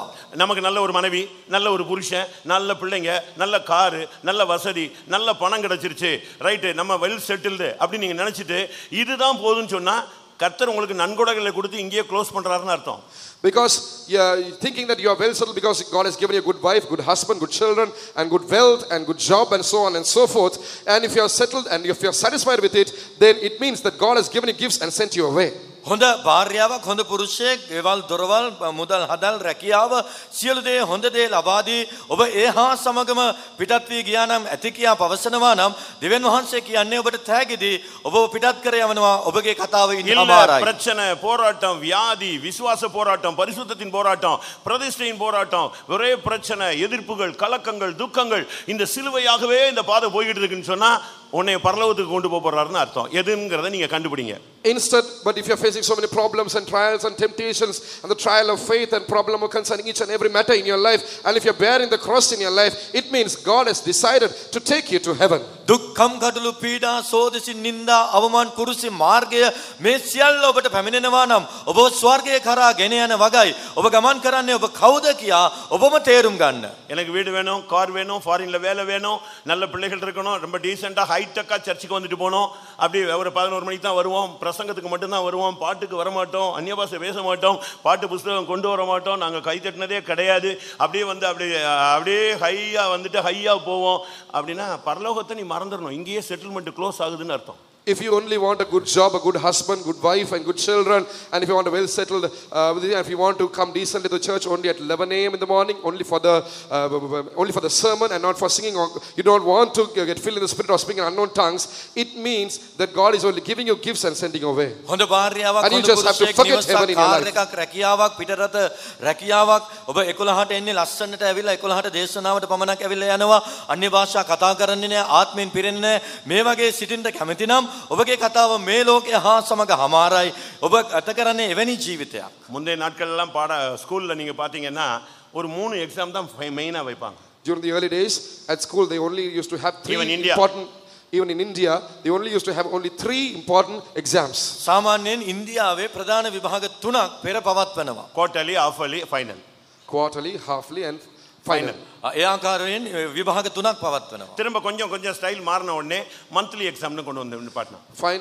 After some time, the style changed and they introduced the monthly exam. පෙර වාර විභාග 3ක් පවත්වනවා පස්සේ ටිකක් වෙනස් වෙලා මාස් පතා විභාග அதுக்கு பின்பு පවත්වනවා. வீக்லி ரிவைஸ்னு ஒரு எக்ஸாம் கொண்டு வந்து நிப்பாட்டினாங்க. After some time, there was another examination introduced called weekly revising exam. ඊට පස්සේ සතිපතා පරීක්ෂණ පවත්වනවා. இப்போ அப்படிலாம் கிடையாது. டெய்லி எக்ஸாம், டெய்லி பாடம் உண்டு. Now it is not so. Daily they have lessons and exams. දැන් දිනපතාම ඔවුන්ට ඇගීම් සහ පරීක්ෂණ உங்களுக்கும் පවත්වනවා. சபைக்குள்ள வரும்பொழுது சின்ன பிரச்சனை அப்படி ஸ்டைலா வந்துகிட்டே இருப்பீங்க. இன்னும் சொல்ல போனா இந்தியாவில் 8th வரைக்கும் ஆல் பாஸ். நீ படித்தாலும் சரி ஏபிசிடி தெரியாட்ட கூட நீ பாஸ் ஆகிடுவ. அதுக்கு பிறகு தான் அவன் தலையெழுத்து மாறும். அதுக்கு பிறகு அந்த ஒழுங்காக படிக்காதவன்லாம் 9th இருந்து எல்லாரும் என்ன செய்ய வேண்டியதான், ஹெல்ப்பர் வேலைக்கு சாகிற வரைக்கும் செய்ய வேண்டியதான். ஏன்னா படிப்பே இருக்காது. When you start coming to church, you will face small problems here and there, and you shall continue so on. Even in India, till the 8th grade, they have given all pass. Even if you do not know the alphabet, you are passed to the other class. But from the 9th grade, your fate is determined, and thereafter you would have to sometimes go and work as a laborer. සභාවට මුලින්ම පැමිණෙන අවස්ථාවේදී ඉඳහිට පොඩි සෝදිසියක් පරීක්ෂාවක් පැමිණෙනවා. ඉන්දියාවේ කොහොමද නම් 8 වසර වෙනකම් අකුරු දන්නවා වුණත් නැතත් වුණත් හරි පාස් කරනවා. 8න් පස්සේ තමයි ඔවුන් ෆේල් කරන්න පටන් ගන්න ටිකක් විභාගේ අමාරු වෙනවා. உங்களுக்கு பிரச்சனைகள் வேணுமா? என்னை பின்பற்றி வர விரும்புகிறவன் தன் சிலுவை எடுத்துக்கொண்டு என்னை பின்பற்றி வர கடவன். Do you need நீ problems? சேஷ்ட புத்திரனா மாறணும்னா நீ தகப்பன் உன்னுடைய மீட்பர் சிலுவையை தூக்கிட்டு போயிருக்கிறாரு, நீ சிலுவை தூக்கிட்டு வரணும். நம்ம வாலிப பசங்களுக்கெல்லாம் இன்னைக்கு நல்லா புரிஞ்சுக்கோங்க, சிலுவை தூக்குறதுக்கு தோள்களை ரெடி பண்ணிக்கோங்க. If you want to follow me, you take up your cross and follow me. All the youngsters, you prepare your shoulders in order to take that cross. இலங்கையிலே சிலுவை சுமக்க ஆட்கள் குறைவுன்னு நினைக்கிறார். යමෙක් මා පස්සේ එන්න කැමති නම් ඔහු තමාගේ කුරුසිය රැගෙන මා අනුව ඒවා කියා යේසුස් වහන්සේ පැවසුවා. ඔබගේ මිදුම් කාර්යානෝ කුරුසිය උසුලාගෙන ඔබට පෙරටුව ගමන් කළා. අපගේ යෞවනයේනේ ඔබගේ යෞවන වයසේදීම කුරුසියේ ඉසිලීම යහපත්ව තිබෙනවා. එනිසා ඔබගේ උරහිස හොඳ හැටයි සූදානම් කරගන්න. I think there are very few who take up the cross in Sri Lanka. இன்னைக்கு சிலுவை சுமக்க ஆட்கள் தேவை. Today we need many to take up the cross. කුරුසිය උසුලන පිණිස අයවලුන් අවශ්‍යයි. ஊழியத்துல வந்த பின்பு சேஷ்ட புத்திரனா Zion. After joining the ministry, all the firstborn are known as Zion. සේවයට පැමිණි පසු කුළුඳුනල් සියොන උරුම කරගන්නවා. விசுவாசிகளே சேஷ்ட புத்திரனா புதிய எருசலேம். all the firstborn among the believers, they shall inherit New Jerusalem. ඇදිලිවන්තයන්ගෙන් කුළුඳුනාල් නව යරුසලම උරුම කරගනි. கல்யாணத்துக்கு ரெடியா இருக்கிறவங்களுக்கு ஒரே ஒரு வார்த்தை சொல்றேன். All those who are ready to get married, I would like to say something to you. විවාහයට සෝදානම් වී සිටින ඔබට මේ දේ පවසන්නම්. ஃபர்ஸ்ட் நீ ஊழியக்காரனா விசுவாசியாங்கறத முதல்ல கண்டுபிடி. First, you identify whether you are a servant of God or a believer. ඔබ සේවකයෙක්ද ඇදිලිවන්තයෙක්ද කියා පළමු කොට සෝදනය உன்னுடைய அழைப்பு என்னங்கறத நீ சேஷ்ட புத்திரனா சியோனுக்குரியவனா சேஷ்ட புத்திரன் எருசலேமுக்குரியவனான்னு கண்டுபிடி. கண்டுபிடிச்சிட்ட பிறகு சியோனுக்குரியவங்க சியோனுக்குரிய பஸ்ல ஏறுங்க, எருசலேமுக்கு இருக்கிறவங்க 2 பஸ் நிக்குது, எருசலேமுக்குரிய பஸ்ல ஏறுங்க. நீங்க பஸ் மாறி ஏறிட்டீங்கன்னா ஊழியத்துல வந்து இங்க பயங்கர குழப்பமாயிடுவீங்க. கல்யாணம் கட்டி அங்க சோழியம் முடிஞ்சிருவாங்க, கதையை முடிஞ்சிருவாங்க. Before you can get married, first analyze yourself to see to which firstborn you இப்படி belong bus to, whether மாறனவங்க to ரொம்ப பேர் Zion இங்க or to உட்கார்ந்திருக்காங்க. Jerusalem. There are 2 buses waiting here. If you are appointed for the appointed the firstborn to New Jerusalem, you should board that bus. And if you are appointed as the firstborn for Zion, you should board that bus. If not, if you fail to do so, then if you join the ministry, you will become a great problem in the ministry. And at the same time, if you go and get married, even there you shall be a great your family life shall be a great turmoil. විවාහයට ප්‍රථමයෙන් මේ ගැන ඔබ සෝදිසිකොට හරියාකාරව දැනගන්න. ඔබ සියෝනට එහි කුළුඳුලෙක්ව සිටිනවාද? එසේත් නැත්නම් යෙරුසලමට යන්නා වූ යෙරුසලමේ කුළුඳුලෙක්ව සිටිනවාද යන්න බස් රථ දෙකක් තිබෙනවා. හරි බස් එකට නැග ගන්න බැරි වෙලාවක හරි විවාහ විය යුතු ඔබ සියෝනට ඒ බස් රථයට ගොඩ වුණොත් එහි ඇවිත් මහත් කැළඹිලි ඇති කරයි. එසේත් නැත්නම් නව යෙරුසලමේ බස් එකට ඔබ නැගගත්තොත් විවාහ වුණත් ඔබ එහෙත් ලොකු අමාරුවකට இப்ப கூட වැටෙයි. பஸ் எல்லாம் அனௌன்ஸ் பண்ணாங்க, எல்லாம் சிட்டிக்குள்ள உள்ளது. நீங்க பாட்டுக்கு மன்னார் ஜாஃப்னான் போய் அந்த பஸ்ல ஏறினீங்கன்னா இறக்கி விட்டுருவாங்க. Even now they announced about the buses which shall leave this place after the Bible study. If you say that you ought to go to Manor or Jaffna and board that bus, they will make you to get down from the bus. දැන් මේ නගරය වලට යන්නව bus රථ ගැන දැනුම් දුන්නා. நான் ඒ எதுக்கு බස් இதை රථයට சொல்றேன்னா ගියොත් ඔබට එහි பஸ் යන්න පුළුවන්. மாறினவங்க ரொம்ப பேர் இங்க உட்கார்ந்து இருக்கிறீங்க. அதான் ப்ராப்ளமே. Even What I'm trying to tell you- even believers. What I'm trying to tell you is, you're standing at the wrong place for the wrong bus.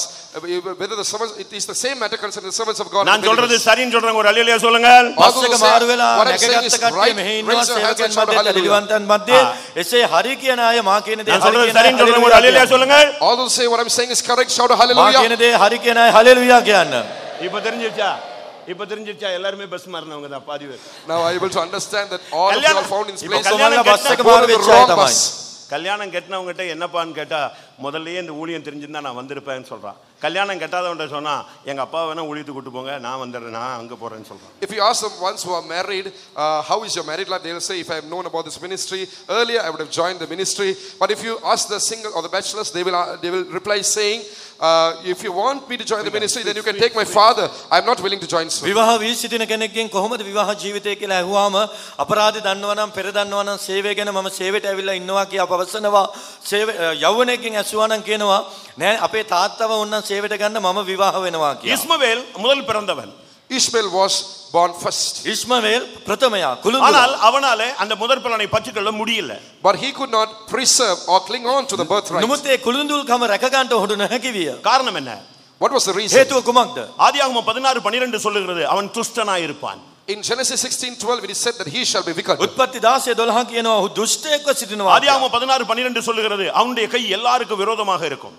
In Genesis 16:12 it is said that he will be a wild man, his hand will be against every man. ඔහුගේ අත සියලු දෙනාට විරුද්ධව සිටිනවා කියා 16:11 කියනවා. அவன் பரியாசம் பண்ணுகிறவனாக மாறி போனான். He went out as a man who shall ඔහු ridicule. නින්දා කරන්නෙක් බවට පත් වුණා. தன்னுடைய சொந்த சகோதரனையே அவன் பரியாசம் பண்ணுகிறான். He despised his very own brother. තමාගේම සහෝදරයට ඔහු නින්දා කළා. அதை பார்த்த உடனே சாராள் சொன்னாள், இனிமேல் இந்த வீட்டில் இவன் சுதந்திரவாளியாக இருப்பது இல்லை. ஃபைனல் பண்ணியாச்சு. And from that point onwards, Sarah mentioned saying, from this point onwards, he shall not be freely found in this house. මින් මතු මේ තැනැත්තාට මේ නිවසේ සිටින්ට ජීවත් වෙන්න නොහැකි කියා සාරා තීරණයකට එළඹුණා.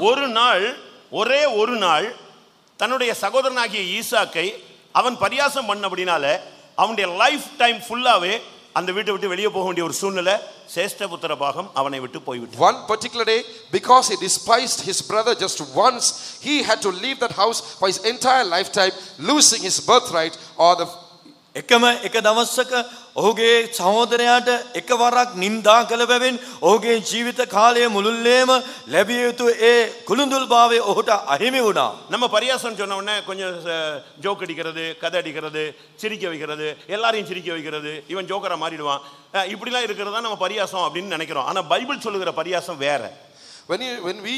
What we think about despising or ridiculing is cracking jokes about one another and laughing out loud. But the word of God mentions something different about despising. විහිළු තහළු කරලා ටිකක් හයියෙන් hina වෙලා ජෝකර් කෙනෙක් වෙන එක තමයි කියා විහිළු කිරීම කියා අපහාස කිරීම කියා අපිට සිතනවා. නමුත් දේව වචනේ පවසන්නේ වෙනස් දෙයක්. ஆதியாகமம் நீதிமொழிகள் 21:24 பார்க்கும் பொழுது அகங்காரமும் இடும்பும் உள்ளவனுக்கு பரியாசக்காரன் என்று பெயர். In Proverbs 21 verses 24 we read, proud and haughty scorn is his name, who dealeth in proud wrath. හිතෝපදේශ 21:24 අප කියවන්නේ උඩඟු අහංකාර අයගේ නම නිඳා කරන්න යන්නේ. நீதிமொழிகள் 24:9 பார்க்கும் பொழுது when we consider Proverbs 24:9, 24:9 பரியாசக்காரன் தேவனுக்கு அருவருப்பானவன். the scorner is an abomination to men. නිඳා කරන්නාද මනුෂ්‍යයන්ට පිළිකුලක් කිය. யூதா 18-19 வசனங்களிலே பார்க்கும் பொழுது when we read Jude 18 and 19, youth 18-19 කියවන அவர்கள் தங்களுடைய துன்மார்க்க இச்சையின்படி நடக்கிறவர்கள், அவர்கள் பிரிந்து போகிறவர்கள், அவர்கள் ஆவி இல்லாதவர்கள், அவர்கள் ஜென்ம சுபாவத்தார், இவங்க தான் பரியாசக்காரர்கள். how that they told you they should mock us, these they will separate themselves sensual, having not the spirit.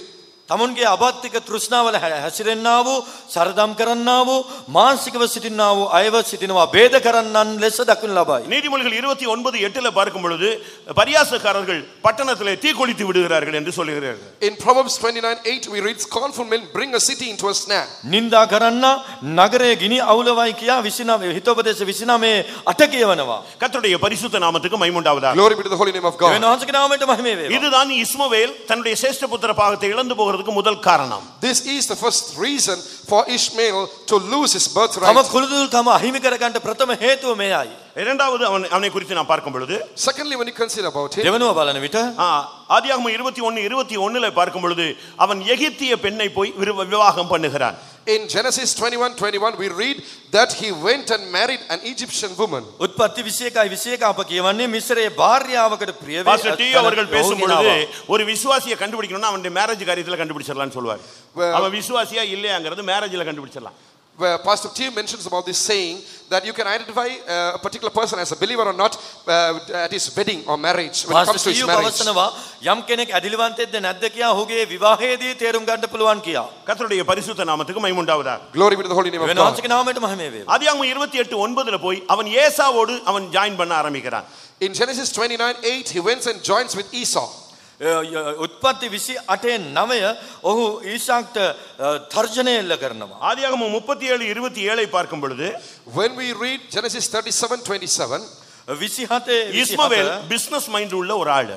this Ishmael had the business mind. ඔහුට ව්‍යාපාරික මනසක් තමයි තිබුණේ. சங்கீதம் 83:3-4-5 வசனங்களை பார்க்கும் பொழுது when we read the 83rd Psalm, the 4th, 5th and the 6th verses, 83 වෙනි ගීතාවලිය අප කියවන විට தேவனுடைய ஜனத்துக்கு விரோதமாக ஆலோசனை பண்ணுகிற ஒரு கூட்டத்தோடு இஸ்மவேல் இருந்தான். Ishmael was found with a group of people who made schemes or devices දෙවියන් against the people of වහන්සේගේ God. සෙනඟට විරුද්ධව මන්ත්‍රණය කළා වූ කණ්ඩායමක ඊශ්මාኤල් දකින්න ලැබුවා. அருமையான தேவனுடைய ஜனமே, நீங்கள் யார் என்பதை நீங்கள் நிதானித்து பாருங்கள். Dear people of God, examine yourself to see as to who you are. ප්‍රේමණීය දේව සෙනඟනි ඔබ කවුද කියා ඔබම அவன் තෝරා முதல் பிறந்தும் ගන්න. சேஷ்ட புத்திர பாகத்தை இழந்து போய் விட்டான். That firstborn, he lost his birthright. ඔහු කුළුඳුලාව සිටියද කුළුඳුල්කම නැති කරගත්තා. அது எதனால? What was the reason? ඊට හේතුව කුමක්ද? அவன் ஆபிரகாமுக்கு பிறந்தாலும் துஷ்டனாய் இருந்தான். Though he was born to Abraham, he was wicked. ආබ්‍රහම් දාව උත්පත ලැබුවා දුෂ්ටයෙක්ව எல்லாருக்கும் සිටියා. விரோதமாகவே அவன் செயல்பட்டான். He worked against every man. සියල්ලන්ට විරුද්ධව සිටියා. அவனுடைய கேரக்டரே பரியாசம் பண்ணுவதுதான். His character was despising ඔහුගේ others. ස්වභාවය නිඳා කරන්නෙක්ව සිටියා. அதனால தான் அவன் வீட்டை விட்டு துரத்தி விடப்பட்டான்.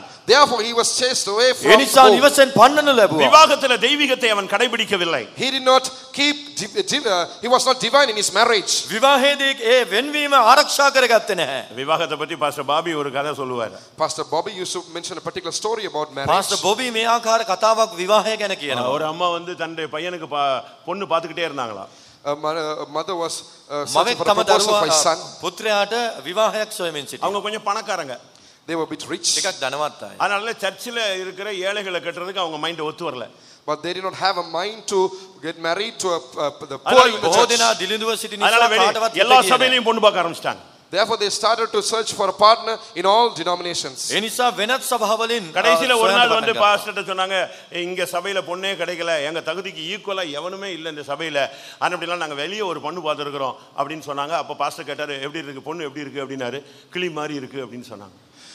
Then they came to pastor one day and told him saying, Pastor, there is no one in our status to whom which we could give our son in marriage to. Therefore we went to another denomination and we found a wife for him in the place. Then pastor has asked them, how is the pastor අපගේ පුත්‍රයා විවාහ කර දෙන්න පිණිස මේ සභාවේ කවුරුත් නැති නිසා වෙනත් කෙනෙක් සොයාගත්තා, වෙනත් තැනැත්තියක් සොයාගත්තා. පාස්ටර් හුවා කොහොමද ඒ තැනැත්තියා හරි ලස්සනයි කියා. and they said she's like a parrot.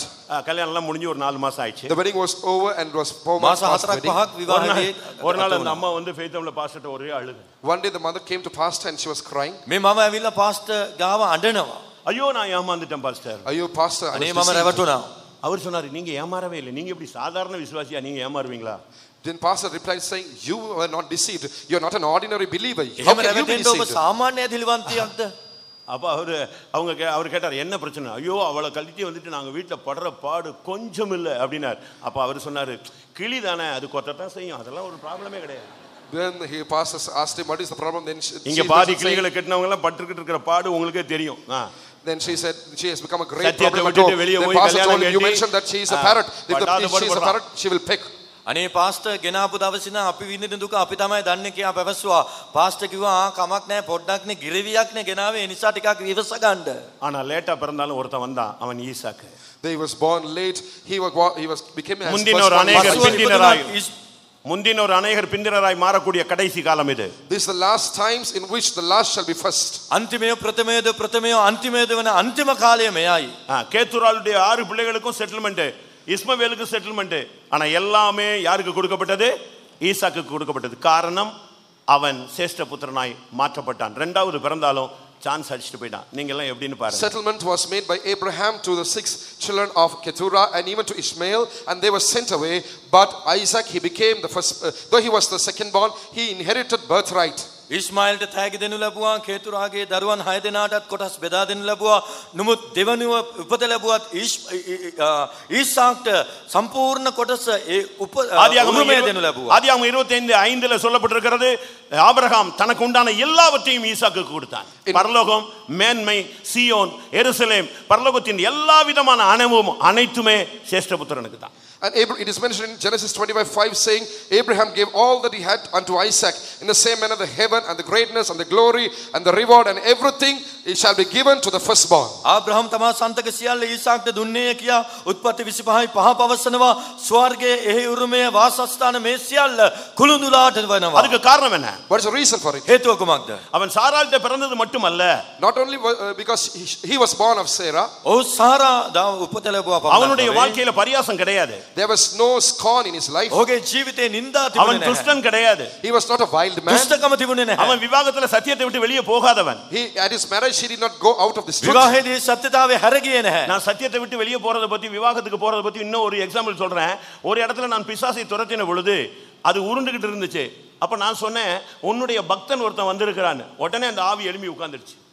I shall mention another particular incident about going out of this truth for marriage. At a particular place when I was casting out a demon, the demon person was rolling, and I told that spirit saying, there is a person who is devoted to you in this place. At that very same moment, it jumped up and sat. විවාහය ගැන පවසද්දී මේ උදාහරණයක් ඔබට කියන්නම්. එක් ස්ථානයක මා යක්ෂයෙක් දුරු කරමින් සිටියා. ඒ තැනැත්තිය පෙරළමින් සිටියා. මා පැවසුවා, ඔබට භක්තිවන්ත කෙනෙක් මෙහි පැමිණ සිටිනවා. என்கிட்ட ஒரு விசுவாசி என்கிட்ட நின்னா, அதனால தான் நான் அப்படி சும்மா சொன்னேன். Because as this believer was standing beside me, I just told in this manner. මාගේ අසල ඇදිලිවන්තයෙක් සිටි නිසා உடனே அந்த මා ஆவி මෙසේ පැවසුවා. அந்த ஆவி பிடிச்ச சகோதரி எழும்பி அப்படியே அவனை ஒரு லுக் விட்டுச்சு. The demon sister, she immediately got up and looked in this manner up and down. ඒ යක්ෂාවේශ සිටියාව තැනැත්තිය නැගිට සිට ඔහු දෙස ඉහළ පහළ මෙසේ நான் බැලුවා. அந்த சபையில 3 மாசம் தான் இருந்தேன். அவன் யாருன்னு எனக்கு, அவன் விசுவாசின்னு தெரியும், ஆனா அவன் ஹிஸ்டரி எனக்கு தெரியாது. அது இப்படி ஒரு ட்ரிப் இப்படி பார்த்துட்டு சத்தியத்தை விட்டு வெளியே போய் கல்யாணம் கட்டினவன் இவனை போய் ஏன் பக்தன்னு சொல்ற பாரு. விசுவாசின்னு கூட சொல்லல, ஏன் பக்தனுக்கு அவனுக்கு தகுதி இல்லைன்னு விடுச்சு. கல்யாணம் கட்டினவெல்லாம் யோசிப்பார். வெளியே போய் கல்யாணம் கட்டினவன். I was only there for 3 months, so I did not have any knowledge about விசுவாசம் that. சொல்லுது, இவனை போய் ஏன் பக்தன் சொல்லுறிய, சத்தியத்தை விட்டுட்டு வெளியே போய் கல்யாணம் கட்டினானுச்சு. அப்பதான் தெரியும் இவன் வெளியே கல்யாணம் கட்டின விசுவாசி. The demon replied saying, he is a person who went out of the truth பிசாசு in கூட order to get மதிக்காது. married. Are you looking at this person and calling him as my devotee? பிசாசை மதிக்கலன்னா பரலோகம் எப்படி ஏத்துக்கும்? If devil himself would not honor you, if would heaven accept நீ you? சேஷ்ட ඔහු ගැන මා දන්නේ නැහැ. නමුත් ඒ යක්ෂාවේශ වූ තැනැත්තිය පවසනවා ඔබ මොහු මගේ භක්තිවන්තයෙක් කියා කොහොමද පවසන්නේ? මොහු පිටත ගොස් විවාහ වුණ තැනැත්තෙක්. යක්ෂයාම කියනවා ඔහු තමාට භක්තියක් නැති කියා. එසේනම් කොහොමද දෙවියන් වහන්සේට භක්තියක් முதற் ඇති කරවන්නේ? பேரானவன் தன்னை பலியாய் ஒப்பு கொடுப்பான். The firstborn shall offer himself as a sacrifice. කුළුඳුනන් තමුන්ව පරිත්‍යාග කරනවා. என்ன சத்தியம் பேசட்டும் அந்த சத்தியத்துக்கு ஒப்பு கொடுப்பான். No matter what truth is preached, he will surrender himself to that truth. කුමන සත්‍යතාවයක් වුණත් ඒ என்ன පරිදි உபதேசம் ජීවත් சொல்லட்டும் වෙනවා. என்ன உபதேசம் சொல்லட்டும் அதுக்கு கீழ்ப்படிவான். No matter what doctrine is preached, he shall surrender himself to it. කුමන ඉගැන්වීමක් වුණත් ඒ පරිදි ඔවුන් ජීවත් எந்த වෙනවා. பாஸ்டர் பிரசங்கம் பண்ணட்டும் அதுக்கு ஒப்பு கொடுப்பான். No matter which pastor shall preach, he shall surrender himself මොන to it. පාස්ටර් දේශනා කළත් ඊට කීකරු වෙනවා. அந்த வாலிப பிராயத்துல அவனுடைய தகப்பன் கடைசியா சொல்றான் எப்போ உன்னையே தான் பலியிட சொல்லி இருக்கிறாருன்னு சொன்ன உடனே அழகா அவனை கைய காலை கட்டி படுக்க வைக்கிறதுக்கு அவன் பேசாம ரைட் ஓகே டாடின்னு சொன்னான். யாரு இப்படி இப்ப எத்தனை ஊழியக்காரங்க அப்படி இருக்கிறோம், எத்தனை விசுவாசிகள் இருக்கிறோம். பலியாய் ஒப்பு கொடுப்பது அதுதாங்க worship. During his young days, Abraham looked up to him and told him, God had told me to sacrifice you, and in the same manner he surrendered himself wholly to that sacrifice. In the same manner, in these days, how many believers and servants of God are willing to offer up ourselves as a sacrifice to God? ඔහු යවුණෙක්ව සිටියදී පූජා කරන පිණිස පැවසුවා.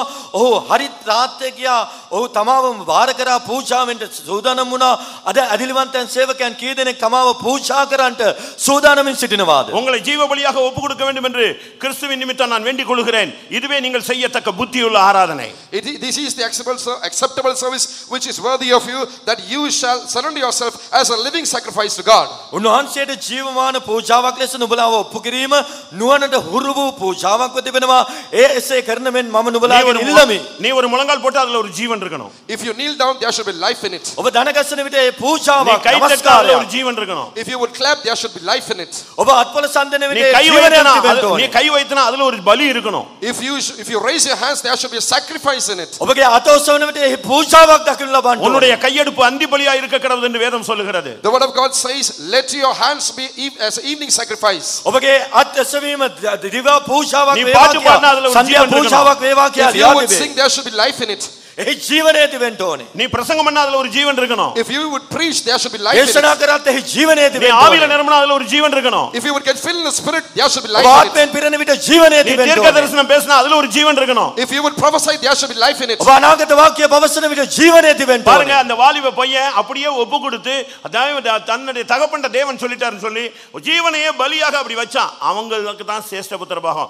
இந்த சபைக்குள்ள வந்த பிறகு ஜீவனை பலியாக ஒப்பு கொடுக்கிற விசுவாசிக்கும் ஊழியக்காரன் தான் சேஷ்ட புத்திரன், வேற எவனுக்கும் கிடையாது. That young man, he wholly surrendered himself as a living sacrifice to his father because of what God had told to his father Abraham. In the same manner, all those who come to this church, both the servants of God and the believers, only if you would surrender yourself as a living sacrifice to God, would you become as the firstborn. ඒ යෞවනයා තම පියාවන ආබ්‍රහම්ට කීකරු වුණා. හේතුව කුමක්ද නම් දෙවියන් වහන්සේ ඔහුට පැවසූ දේ ඔහු කරමින් සිටියා. ඒ නිසා කවරෙක් කුමන සේවකෙක් ඇදිලිවන්තයෙක් තමාව මේ සභාව තුළට පැමිණියන් පසුව ජීවමාන පූජාවක් කොට ඔප්පු කරනවාද ඔවුන් තමයි කුළුදුලන් වන්නේ. ஆதியாகமம் 24:63 சொல்லி இருக்கிறது, அவன் சாயங்காலம் ஆகிவிட்டால் அவன் தியானத்துக்கு போய் விடுவான். In Genesis chapter 24 verse 63, it is mentioned that in the evening tide he shall go to meditate. ඔහු සවස් වේලේ කෙතෙහි මෙනෙහි කරන පිණිස ගියා කියා උත්පත්ති 24:63 හෙළියා තිබේ. சேஷ்ட புத்திரனாய் மாற வேண்டியவர்கள் நீங்கள் தேவ சமூகத்தில் உட்கார்ந்து தியானியுங்கள். All those who wish to become as the firstborn, you ought to meditate in the presence කුළුදුලන් of වන්ට God. කැමති අය දේව අභිමුඛයේ මෙනෙහි කරන්න. யோசுவா 1:8 படி நியாய பிரமாண புஸ்தகத்தை தியானியுங்கள். According to Joshua 1:8, you ought to meditate on the law of the Lord. ජොෂුවා 1:8ට අනුකූලව විවස්ථාව මෙනෙහි කරන්න. முதலாம் சங்கீத 2ஆம் வசனத்தில் இரவும் பகலும் வேதத்தை தியானியுங்கள். According to the first Psalm, the second verse, you ought to meditate on the word of God day and night. පළවෙනි ගීතාවලියේ කියවන පරිදි දිවා රැ උන්වහන්සේගේ වචනේ මෙනෙහි 1 කරන්න. நாளாகமம் 16:9 அதிசயங்களை தியானியுங்கள். In 1 Chronicles 14:9, you ought to meditate on the wonders. පළවෙනි ලේකම් 14:9 උන්වහන්සේගේ මහත්ම ක්‍රියා මෙනෙහි කරන්න. 119ஆம் சங்கீதம் 148ஆம் வசனத்தில் அந்த வசனத்தை தியானியுங்கள். According to 119 Psalm 148 verse, we ought to meditate on the word. 119 148 අනුව උන්වහන්සේගේ වචනය භාවනා කරන්න. மல்கியா 3:16 தேவனுடைய நாமத்தை தியானியுங்கள். In Malachi chapter 3 verse 14, we ought to meditate on the name of the Lord. Malachi 3:14 අනුව උන්වහන්සේගේ නාමය මෙනෙහි කරන්න. 3:16 கர்த்தருடைய பரிசுத்த நாமத்துக்கு மகிமை 3:16, உண்டாவதாக. glory be to the name of God. இன்னைக்கு பாத்தீங்கன்னா தியானம் குறைஞ்சிக்கிட்டே போகுதுங்க. Today this meditation is මේ decreasing. මෙනෙහි කිරීම අද අඩු වෙමින් තිබෙනවා. இன்னைக்கு தியானிக்கிறது அந்த மெடிடேஷன் கிடையாது. ஜெபம்லாம் அப்படியே டவுன் ஆகிட்டே வருது. ஒரு காலத்துல 4 மணி நேரம் ஜெபிச்சவங்க இப்ப 4 நிமிஷம் ஜெபிக்கிறவங்களே என்ன ஆத்துமாவே போட்டுறான். The meditation is decreasing during these days, and the prayer life is diminishing during these days. சொல்லும் The one who பொழுதே prayed for சொல்லிடுறான். 4 hours is only praying for a few minutes now. சீக்கிரமா ஜெபத்தை முடிங்க. පැය 4ක් යාඥා කළා වූ අය විනාඩි 4ක් බවට ඔවුන්ගේ යාඥාව අඩු වී තිබෙනවා. யோபு 15:4 சொல்லி இருக்கிறது, நீர் ஜெப தியானத்தை குறைச்சிக்கிட்டே வர்ற. In Job 14:5 it is mentioned, you have decreased the meditation of prayer. යෝබ් 14 5 කියනවා ඔවුන් තමුන්ගේ මෙනෙහි கர்த்தருடைய කිරීම අඩු சமூகத்துல කරගත්තා. தியானம் பண்ணி இரவும் பகலும் வேதத்திலே தியானமாய் இருந்து அவருடைய நாமத்தை தியானிக்கிற மனுஷனுக்கு தான் அவன் சிரேஷ்ட புத்திரன். The firstborn is the one who shall be in the presence of God, meditate day and night in prayer. දෙවියන් වහන්සේගේ අභිමුඛයේ සිටමින් වහන්සේගේ වචනේ දිවා රැ මෙනෙහි කරන්නා වූ යාඥා කරන්නා වූ තැනැත්තන් කුළුදුලන්ව සිටිනවා. கர்த்தருடைய பரிசுத்த நாமத்துக்கு மகிமை உண்டாவதாக. Glory be to the name of දෙවියන් God. වහන්සේගේ නාමයට මහිම වේවා. ஈசாக்கு ஆபிரகாம் மரித்த பின்பு After Abraham died, ආබ්‍රහම් නැසී ගියන් පසු உடனே சத்துருக்கள் அங்க வந்துட்டாங்க. immediately enemies came to that place. සතුරන් පැමිණියා. அவங்க என்ன பண்ணாங்க? What did they do? ඔවුන් කළේ කුමක්ද? ஆபிரகாம் நாள்ல தோண்டினதான எல்லா துறவையும் மண்ணலி போட்டான். All the wells which were dug by Abraham were filled by soil by them. ආබ්‍රහම් හැරුවා වූ ලිං වසා දැමුවා. எல்லா இடத்துலயும் மண்ணை போட்டு மூடிக்கிட்டே வரான். எல்லா ஊற்றுகளையும் அடைச்சிக்கிட்டே வந்தாங்க. They closed up all the wells which were dug by Abraham. All the springs were closed. පස්දම වසා දැමුවා. இஸ்மவேல் அதை தோண்டவில்லை. Ishmael did not dig them. Ismail கேத்துராளுடைய 6 பிள்ளைகள் அதை தோண்டவில்லை. The 6 children of Keturah, they did not dig them. කෙතුරාගේ දරුවන් 6 දෙනා එය හැරුවේ ஆனால் නැහැ. ஈசாக்கு மட்டும் எதெல்லாம் மண்ணலி போட்டு மூடினாங்களோ அதெல்லாம் திரும்ப தோண்டி துறவை கண்டுபிடித்தான். அதனால தான் அவனுக்கு சிரேஷ்ட புத்திரன். But Isaac, he once again dug all the wells which were closed up by the enemies and found out all the springs, and because of which he received this firstborn. නමුත් සතුරා වසා දැමුවා වූ ඒ සියලු ලිං උල්පත් නැවත හාරා ඔහු සොයාගත්තා. ඒ තමයි කුළුඳුලා. ஆதியாகமத்தில் நாம் பார்க்கும் பொழுது When we study Genesis, උත්පත්ති පොතේ කියවන විට 26ல 18ல இருந்து நீங்க வீட்ல போய் உட்கார்ந்து படிச்சு பாருங்க. when we 15ல இருந்தே ஏனென்றால் பிசாசு இன்றைக்கு உன் தரிசனத்துல மண்ணலி போடுறான். உன்னுடைய விசுவாசத்துல மண்ணலி போடுறான். உன்னுடைய பரிசுத்தத்துல மண்ணலி போடுறான். உன் ஊழியத்துல மண்ணலி போடுறான். உன்னுடைய அபிஷேகத்துல மண்ணலி போடுறான். ஆனா அது உனக்கு தெரியல. நீ இன்றைக்கு இந்த கூட்டம் முடிவுக்குள்ள இப்ப நான் டைம் கொடுப்பேன். நீங்க தோண்டி எல்லாரும் துறவை கண்டுபிடிச்சிட்டீங்க. மறுபடியும் அந்த ஊற்றுக்கண் திறந்துருச்சுன்னா நீங்கள் சிரேஷ்ட புத்திரன், உங்களுக்கு சிரேஷ்ட புத்திர பாகம் உண்டு. you can read Genesis chapter 26 from 15th verse onwards. Satan has now, he has filled up all your wells as well. He has filled your faith with earth. He has filled up your vision. He has filled up your faith life. Yes, such is so in this manner he has filled up all your spiritual experiences. But this evening, this night, we are going to once again dig up all those wells in a short time. ඊසාන් වසා දැමුවා වූ ලිං සොයාගත්තා, උල්පත් සොයාගත්තා. ඒ ආකාරයෙන් සතුරා ඔබගේ ශුද්ධකම, ඔබගේ කැපවීම, ඔබගේ දර්ශනය, ශුද්ධ ජීවිතය, ප්‍රේමය මේ සියලු දේ සම්බන්ධයෙන් වසා දමා තිබෙන්න පුළුවන්. ඔබ ගෙදර ගොස් කියවා බලන්න 26 වෙනි පරිච්ඡේදයේ 16 වෙනි පදේශයට ඒවා සොයා නැවත සොයා ගන්න, හාරා දැනගන්න. එවිට තමයි ඔබ කුළුඳුලා වන්නේ. கிருபையினாலே நாம் நீதிமான்களாக்கப்பட்டது உண்மை. ஆனால் கிரியைகளினாலே நீதிமான்களாய் மாற வேண்டும். But it's true that we've been made righteous by grace, but at the same time we ought to be made righteous by works. කරුණාවෙන් ධර්මිෂ්ඨයන් වූ බව සැබෑවයි. නමුත් ක්‍රියාවෙනුත් අප ධර්මිෂ්ඨයන් බවට පත් වෙ යුතුයි. கிருபையினாலே இஸ்மவேலுக்கு சிரேஷ்ட புத்திர பாகம், சிரேஷ்ட புத்திரன் என்ற பெயர் கிடைத்தது. ஆனால் கிரியைகளினாலே ஈசாக்கு அதை பெற்றுக்கொண்டான். Through grace, Ishmael, he received the title of the firstborn, but through works, Isaac received the birth. කරුණාව කරුණු කරගෙන කුළුඳුලා කියන நான் නාමය திரும்பவும் சொல்லுகிறேன். නමුත් Let me repeat it. ක්‍රියාව කරුණු කරගෙන කුළුඳුල් භාවය හිමි කරගත්තා. கிருபையினாலே இஸ்மவேல் சிரேஷ்ட புத்திரனாய் பிறந்தான். ஆனால் அதை இழந்தான். கிரியைகளினாலே ஈசாக்கு அதை பெற்றுக்கொண்டான். யாக்கோபு ஒரு 2ஆம் அதிகாரத்தில் நீங்கள் இதை பார்க்கலாம். 24 25 மனுஷன் விசுவாசத்தினால் மாத்திரமல்ல கிரியைகளினாலேயும் நீதிமானாக்கப்படுகிறான் என்று நீங்கள் காண்கிறீர்களே. அந்தபடி ராகாப் என்னும் வேசியும் தூதர்களை ஏற்றுக்கொண்டு வேறு வழியாக அனுப்பிவிட்ட போது கிரியைகளினால் அல்லவோ நீதி உள்ளவளாக ஆக்கப்பட்டால். கிருபை மாத்திரமல்ல, நீ இந்த வாழ்க்கை வாழ்ந்து காட்டி கிரியைகளிலே நீ சிரேஷ்ட புத்திரனாய் மாற வேண்டும். by grace, because of his birth, Ishmael, he received the title of being the firstborn. But through works, Isaac, he received the birthright or being called as a firstborn. We can read about this in James chapter 2 verses 18 onwards. Ismail කරුණාවෙන් ඔහුට කුළුඳුල් භාවය ලැබුණත් ඔහු ඒක නැති කරගත්තා. Isaac ඇවිල්ලා ඔහු ක්‍රියාව කරුණු කොටගෙන කුළුඳුල්කම නැවත ලබා ගත්තා. අප යාකෝබ්ගේ පොතේ කියවනවා ඔවුන් ක්‍රියාවන් කරුණු කොටගෙන අදිල්ලෙන් පමණක් නොවේ ක්‍රියාවන් කරුණු කොටගෙන ධර්මිෂ්ඨ කරනු ලබන බව. கடைசியாக அவனை பார்க்கும்போது அவனுடைய சத்துருக்கள் அவனை வந்து பார்த்து சொன்னாங்க உன்னோடு கர்த்தர் இருக்கிறார். Finally, when we consider him, his enemies came up to him and told him, God is with you. දෙවියන් වහන්සේ ඔබ හා සමග වනසේක කියා සතුරන් පවා අවසානයේ පවසනවා. ஆதியாகமம் 26 28 29ல பார்க்கும் பொழுது கர்த்தர் நிச்சயமாய் உன்னோடு இருக்கிறார். When we consider Genesis 26 28 நீ 29, கர்த்தரால் God is surely with you. ஆசீர்வதிக்கப்பட்டவன். You have been blessed by God. ඔබ දෙවියන් වහන්සේගෙන් ආශිර්වාද ලද්දේ දෙවියන් වහන්සේ ඔබ සමග සිටිනවා කියා மற்றவர்கள் மத்தியிலே උත්පත්ති சாட்சியாய் 26 29 வாழ்கிறவர்களே, කියවනවා. சேஷ்ட புத்திரர்கள் சேஷ்ட புத்திர பாகம் அவர்களுக்கே உரியது. All those who shall shall live a life of witness in the midst of others, they shall receive the birthright. They shall become as the අන්න firstborn. ඉදිරියේ සාක්ෂිමත් ජීවිතයක් ගත කරන්නන් කුළුඳුල් කම ලබා ගන්නවා. கர்த்தருடைய பரிசுத்த நாமத்துக்கு மகிமை உண்டாவதாக. Glory be to the holy name of දෙවියන් God. වහන්සේගේ නාමයට මහිම වේවා. இன்றைக்கு எத்தனை பேர் நீங்கள் சேஷ்ட புத்திரராய் மாற விரும்புகிறீர்கள்? Today, how many of you all wish to be transformed as the firstborn? අද ඔබ කී දෙනෙක් කුළුඳුරල් වෙන්න කැමති වෙනවාද? இன்றைக்கு கர்த்தர் உன்னை சேஷ்ட புத்திரனாக அழைத்தார் என்பதை தெரிந்து கொண்டார் என்பதை அவர் வேறு பிரித்திருக்கிறார் என்பதை ஆவியானவர் உங்களோடு பேசிக் கொண்டிருக்கிறார். This evening, the Spirit of God is talking to you, saying that He has called you, He has separated you, He has chosen you as the firstborn. උන්වහන්සේ ඔබව කුළුඳුරෙක් ලෙස තෝරාගත් බව, වෙන් කරගත් බව, කැප කරගත් බව උන්වහන්සේගේ ආත්මයෙන් වහන්සේ පවසනසේ. கிருபையினால் பெற்ற இந்த அனுபவத்தை கிரியைகளினாலே நீங்கள் உறுதிப்படுத்துங்கள்.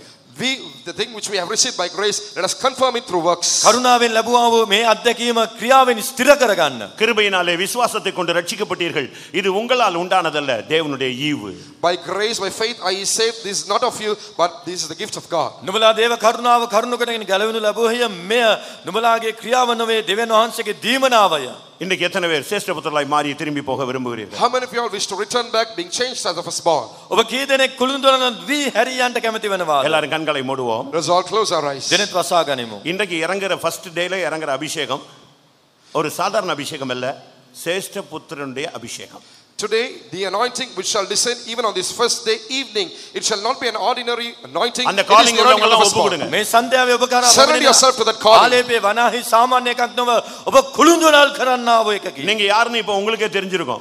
Now you will know as to who you are. ඔබ කවුද කියලා ඔබම දැන් දන්නවා. இப்போ இந்த கூட்டம் முடிய போது இன்னொரு சில நிமிடங்கள்ல முடியும். Now this meeting is going to conclude in තව ස්වල්ප මොහොතකින් මේ අවසන් වන රැස්වීම. கர்த்தர் உன்னை சேஷ்ட புத்திரன் என்று தான் அழைத்துக் கொண்டு வருகிறார். God is calling you as the firstborn. ඔබව කුළුඳුලා කියා උන්වහන්සේ හඳුන්වන්න அன்றைக்கு කැමතියි. இஸ்ரவேல் ஜனங்களை வெளியே கொண்டு வர ஒரு பஸ்கா அடிக்கப்பட்டது போல நமக்காக நம்முடைய பஸ்கா அடிக்க இயேசு அடிக்கப்பட்டிருக்கிறார். Just as the paschal lamb was slain in order to bring the Israelites out of Egypt, our paschal lamb Jesus Christ has been slain on our behalf. මිස්රේ වහල්කමෙන් Israel සෙනඟ නිදහස් කරන පිණිස පාස්කු බැටළුවා මරණ ලැබුවා.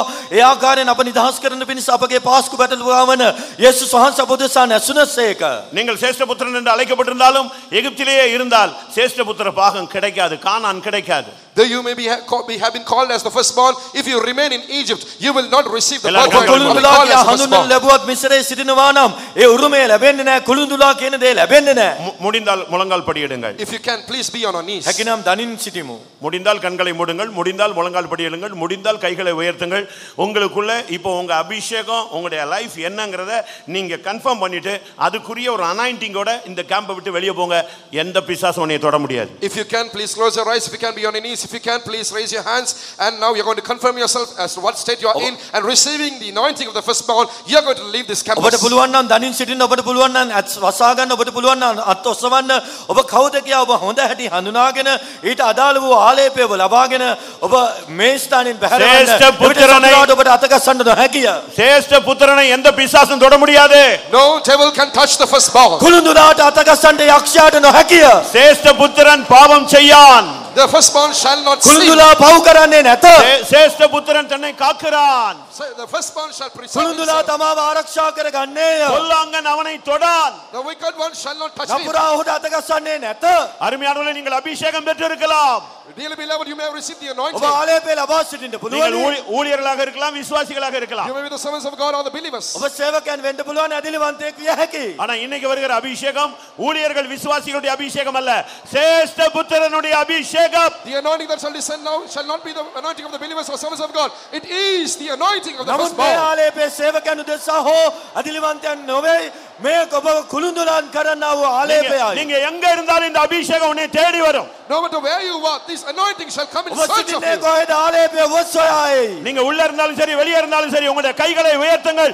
சேஷ்ட புத்திரர்களை கர்த்தர் தொட்டு ஆசீர்வதிக்க போகிறார். You may be inside, you may be outside. Raise your hands. God is going to touch and bless and anoint ඔබ all the ශාලාව firstborn. තුල සිටියත් පිටත සිටියත් ඔබගේ අත ඔසවන්න ආලේපය ඔබ සොයා ඇවිත් ආලේප කරන தேவ සේක. தூதர்கள் இறங்கி கொண்டிருக்கிறார்கள். Angels are descending. දේවදූතයන් බැසෙමින් සිටිනවා. சேஷ்ட புத்திரர்களை அபிஷேகம் பண்ணும்படியாக அபிஷேக தைலத்தோடு தேவ தூதர்கள் இறங்கி கொண்டிருக்கிறார்கள். In order to anoint the firstborn, the angels of God are descending with the anointing oil. කුළුඳුනල් ආලේප කරන පිණිස දේවදූතයන් සුවකිය අත්වල තෙල් කුලා ඇතිව බැසෙනවා. உன்னுடைய அழைப்பு சேஷ்ட புத்திரன். Your calling is the ඔබගේ firstborn. කැඳවීම කුළුඳුලා. உன்னுடைய வேறு பிரித்தல் சேஷ்ட புத்திரன். Your separation is the firstborn. ඔබව වෙන් කරනු ලැබුවේ කුළුඳුලා වන உன்னுடைய தெரிந்து පිණිසයි. கொள்ளுதல் சேஷ்ட புத்திரன். You being chosen is as the ඔබව firstborn. තෝරා ගන්න ලැබුවේ කුළුඳුලා වන உன்னை පිණිසයි. கர்த்தர் அபிஷேகம் பண்ணும்போது சேஷ்ட புத்திரன் என்று தான் அபிஷேகம் பண்ணி இருக்கிறார். When God anointed you,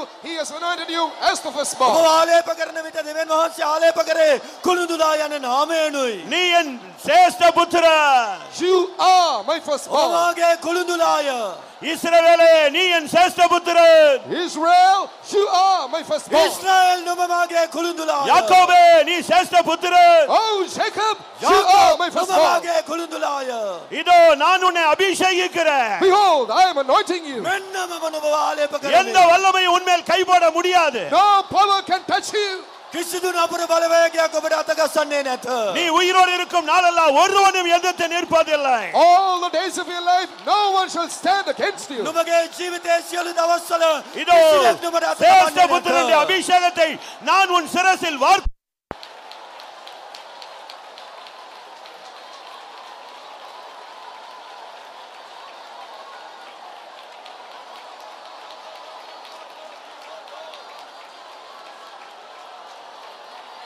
ஆமென்.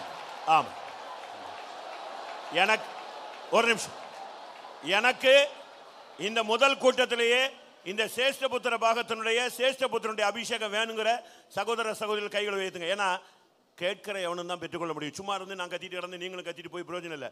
யாருக்கு தேவையோ அவங்க வாயை திறந்து இப்போ கேட்கணும். அவங்க மட்டும் உங்களுடைய ஆசையை தெரிவிக்கலாம். கைகளை All உயர்த்தலாம். the brothers and sisters who really want the anointing of the firstborn, even on the first day of this series of meetings, you shall raise your hands. මේ බයිබල් පාඩමේ ප්‍රථම දවසේම මට කුළුඳුලෙක් වෙන ඒ ආලේපය අවශ්‍යයි කියන අය පමණක් ඔබගේ අත ඔසවන්න ඉල්ලන්නන්ට දෙනු ලැබෙනවා.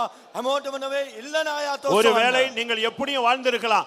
இந்த அபிஷேகத்தை பிறகு ஒரு லைஃப் ஸ்டைல் டோட்டலா மாறிடும். That's why you may have lived in any manner, but after this anointing, your life shall be ඔබ totally ඊට changed. ප්‍රථම Hallelujah. ආකාරයෙන් ජීවත් වුණත් මේ ආලේපය මුළුමනින්ම ඔබගේ Right. ජීවිතය වෙනස් කරනවා. ඒ ආලේපය ලබා ගන්න. ஷபானிமா நிமாரா துடா மைக்டே மெனஸ்தபானியா Aina சயகேமேனா ஐராபானியா ராபானா ஐராபக்கத்துடா ஷபாலா பராபானா ஓரபக்கத்துடா ஷபானிமா ரிபானா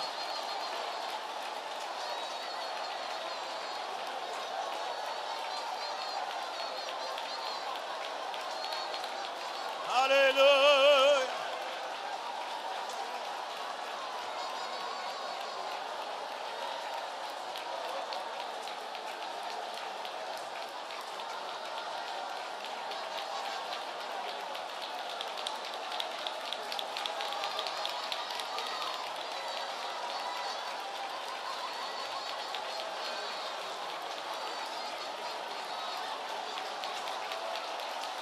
Hallelujah, hallelujah, hallelujah. Amen. Amen. Hallelujah.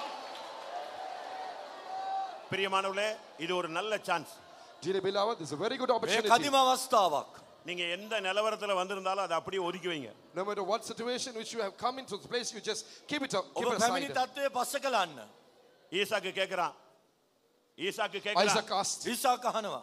நெருப்பு இருக்கு, there is fire, ගින්න තිබෙනවා. விறகு இருக்கு, there is firewood, දර තිබෙනවා. எங்க ஆட்டுக்குட்டி எங்க?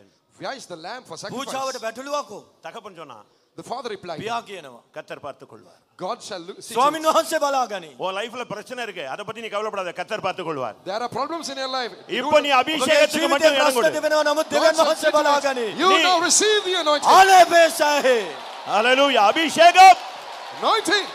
சேஷ்ட புத்திரனின் அபிஷேகம். The anointing of the කුරුඳුලාගේ firstborn. ආලේපය.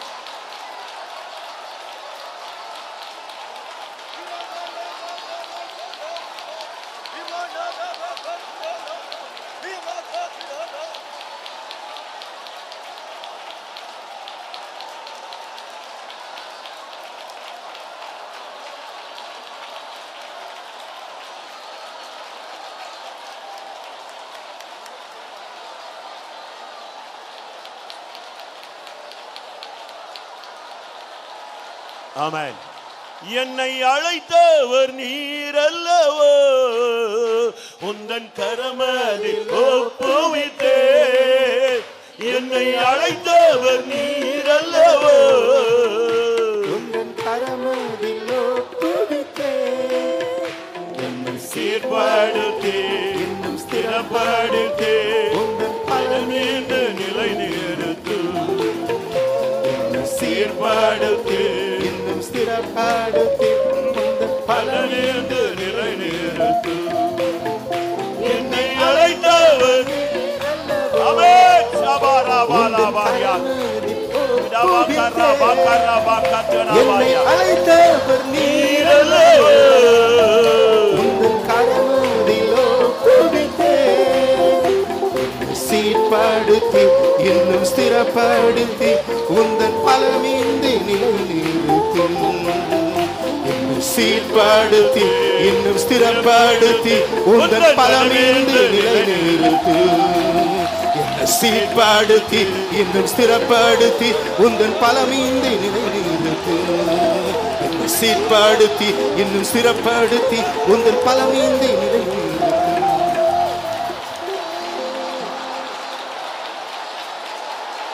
Rhema கரபாலா ஷபாலா வாரிவாலா Tura. ஹalleluya. ஆமென். பிரியமானவர்களே, Dearly beloved, පෙමැත්තෙනි. ஆண்டவரே, நான் எங்கேயோ இருந்தேன், Lord, I was somewhere in some place. ස්වාමිනේ මම කොහෙදෝ සිටියා. ஆனா என்னை தேடி வந்து என்னை அழைத்து இந்த மார்க்கத்துல கொண்டு வந்துட்டீங்க. Lord, you came in search of me and you brought me to this way, to this truth. නමුත් ඔබ වහන්සේ කැඳවාගෙන තෝරාගෙන මේ සහභාගීත්වයට ගෙනාවා. என்னை சேஷ்ட புத்திரனாய் என்னை அழைத்தீங்க இல்லையா, என்னை சேஷ்ட புத்திரனாய் மாற்றிருங்க. Lord, you called me as the firstborn. Now you transform me as the firstborn. කුරුඳුලෙක් ලෙස உங்க මා கையில කැඳවාගෙන என்னை වේද ஒப்பு වහන්සේ கொடுக்கிறேன். මාරු I කරගන්නවා. surrender myself ஒரு to நிமிஷம், you. ஒரு ඔබට බාර ගන්න. ஹalleluya. ஒரு நிமிஷம். ஆமென். இப்போ அந்த கோரஸ்ல அந்த முதல் 2 வரிகள் மட்டும் பாடுவோம். We're going to sing the first 2 lines of the chorus. A chorus එකේ පළවෙනි පද දෙක. என்னை அழைத்தவர் நீர், உம்முடைய கையில கொடுக்கிற என்னை கொண்டு போய் சேஷ்ட புத்திர பாகத்துக்கு கொண்டு போய் சேர்க்க வேண்டியது உங்களுடைய கரத்துல இருக்கு. எத்தனை பேர் ஒப்பு கொடுக்குறீங்க? என்னை அழைத்தவர் நீர் அல்லவோ, உந்தன் கரமதில் ஒப்புவித்தே. ஒரு அபிஷேகம், என்னை அழைத்தவர் ஒரு நீர் அபிஷேகம். அல்லவோ, ஹalleluya. உந்தன் கரமதில் ஒப்புவித்தே. என்னை அழைத்தவர் நீர் அல்லவோ, உந்தன் கரமதில் ஒப்புவித்தே. அபிஷேகம். என்னை அழைத்தவர் நீர் அல்லவோ, அபக்கர வனக்க துணவாயா. கரமதில் நிக்கவாலா. நிக்கவா. அழைத்தவர் நீர் நிமக்க துணவாக்க அல்லவோ, துணவாயா. உந்தன் கரமதில் ஒப்புவித்தே. என்னை அழைத்தவர் நீர் அல்லவோ, உந்தன் கரமதில் ஒப்புவித்தே. என்னை அழைத்தவர் நீர் அல்லவோ, உந்தன் கரமதில் ஒப்புவித்தே.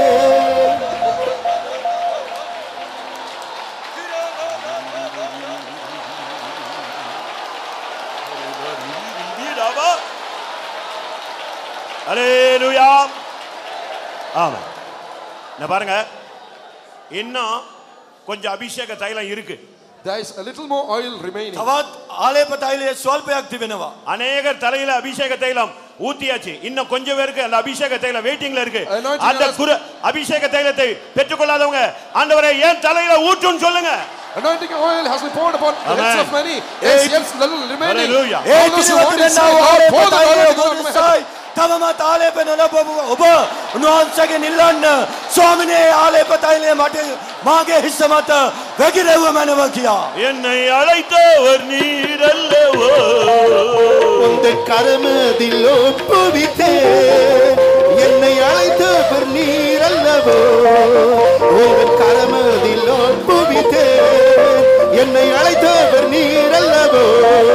உந்தன் கரமதில் ஒப்புவித்தே என்னை அழைத்தவர் நீர் அல்லவோ. உந்தன் கரமதில் ஒப்புவித்தே என்னை அழைத்தவர் நீர் அல்லவோ. உந்தன் கரமதில் ஒப்புவித்தே என்னை அழைத்தவர் நீர் அல்லவோ. உந்தன் கரமதில் ஒப்புவித்தே.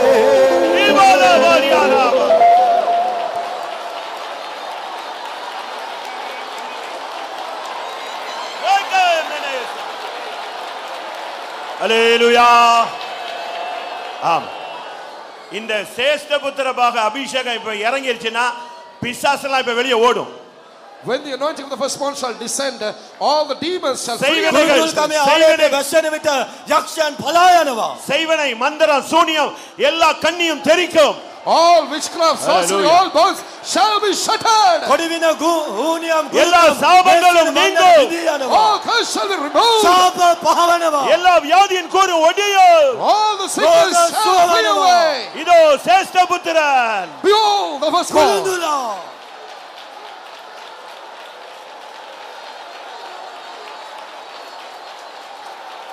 ஆமென். ஹalleluya. ஆமென். நானே ஒரு நிமிஷம், நான் ஏன் இந்த கோரஸை திரும்ப பாடினேன்னு சொன்னா, Do you know as to why I sang the chorus once again? Chorus එක නැවත ගායනා කළේ ඇයිද නම් நீங்க ஒப்பு கொடுத்துட்டீங்கன்னா போதும், கர்த்தர் பொறுப்படுத்துவார். If you would surrender, that's enough. God will undertake. ඔබ බාර වුණොත් ඇති දෙවියන් වහන්සේ බාර ගනී. நீ அவர்ட்ட ஒப்பு கொடுத்துரு. You surrender yourself. උන්වහන්සේට බාර වන්න. என்னைய சேஷபுத்திரனா மாத்த வேண்டியது என்னால முடியாது, உங்களால முடியும். I cannot be transformed as a firstborn. You shall transform me. මාව කුළුඳුලා කරන්න இந்த அபிஷேகம் இந்த அபிஷேகம் உன்னை நடத்தி கொண்டே போகும். This anointing shall lead you. என்னை அழைத்தவர் நீர் அல்லவோ. உந்தன் கரமதில் ஒப்புவித்தே என்னை அழைத்தவர் நீர் அல்லவோ. உந்தன் கரமதில் ஒப்புவித்தே என்னை அழைத்தவர் நீர் அல்லவோ. உந்தன் கரமதில் ஒப்புவித்தே என்னை அழைத்தவர் நீர் அல்லவோ. உந்தன் கரமதில் ஒப்புவித்தே என்னை அழைத்தவர் நீர் அல்லவோ. உந்தன் கரமதில் ஒப்புவித்தே என்னை அழைத்தவர் நீர் அல்லவோ. உந்தன் கரமதில் ஒப்புவித்தே.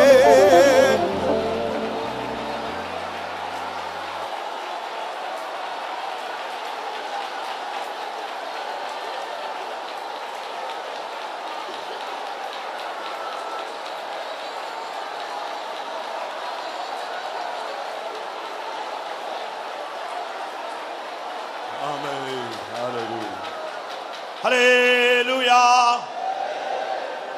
கர்த்தருடைய சமூகத்துக்காய் ஸ்தோத்திரம் பண்ணுவோம். Let's praise God for the presence of God. දේවාභිමුඛය නිසා ස්තුති කරමු. கர்த்தருடைய வார்த்தைகளுக்காய் ஸ்தோத்திரம் பண்ணுவோம். Let's praise God for the word of God. දේව වචනය නිසා ස්තුති කරමු.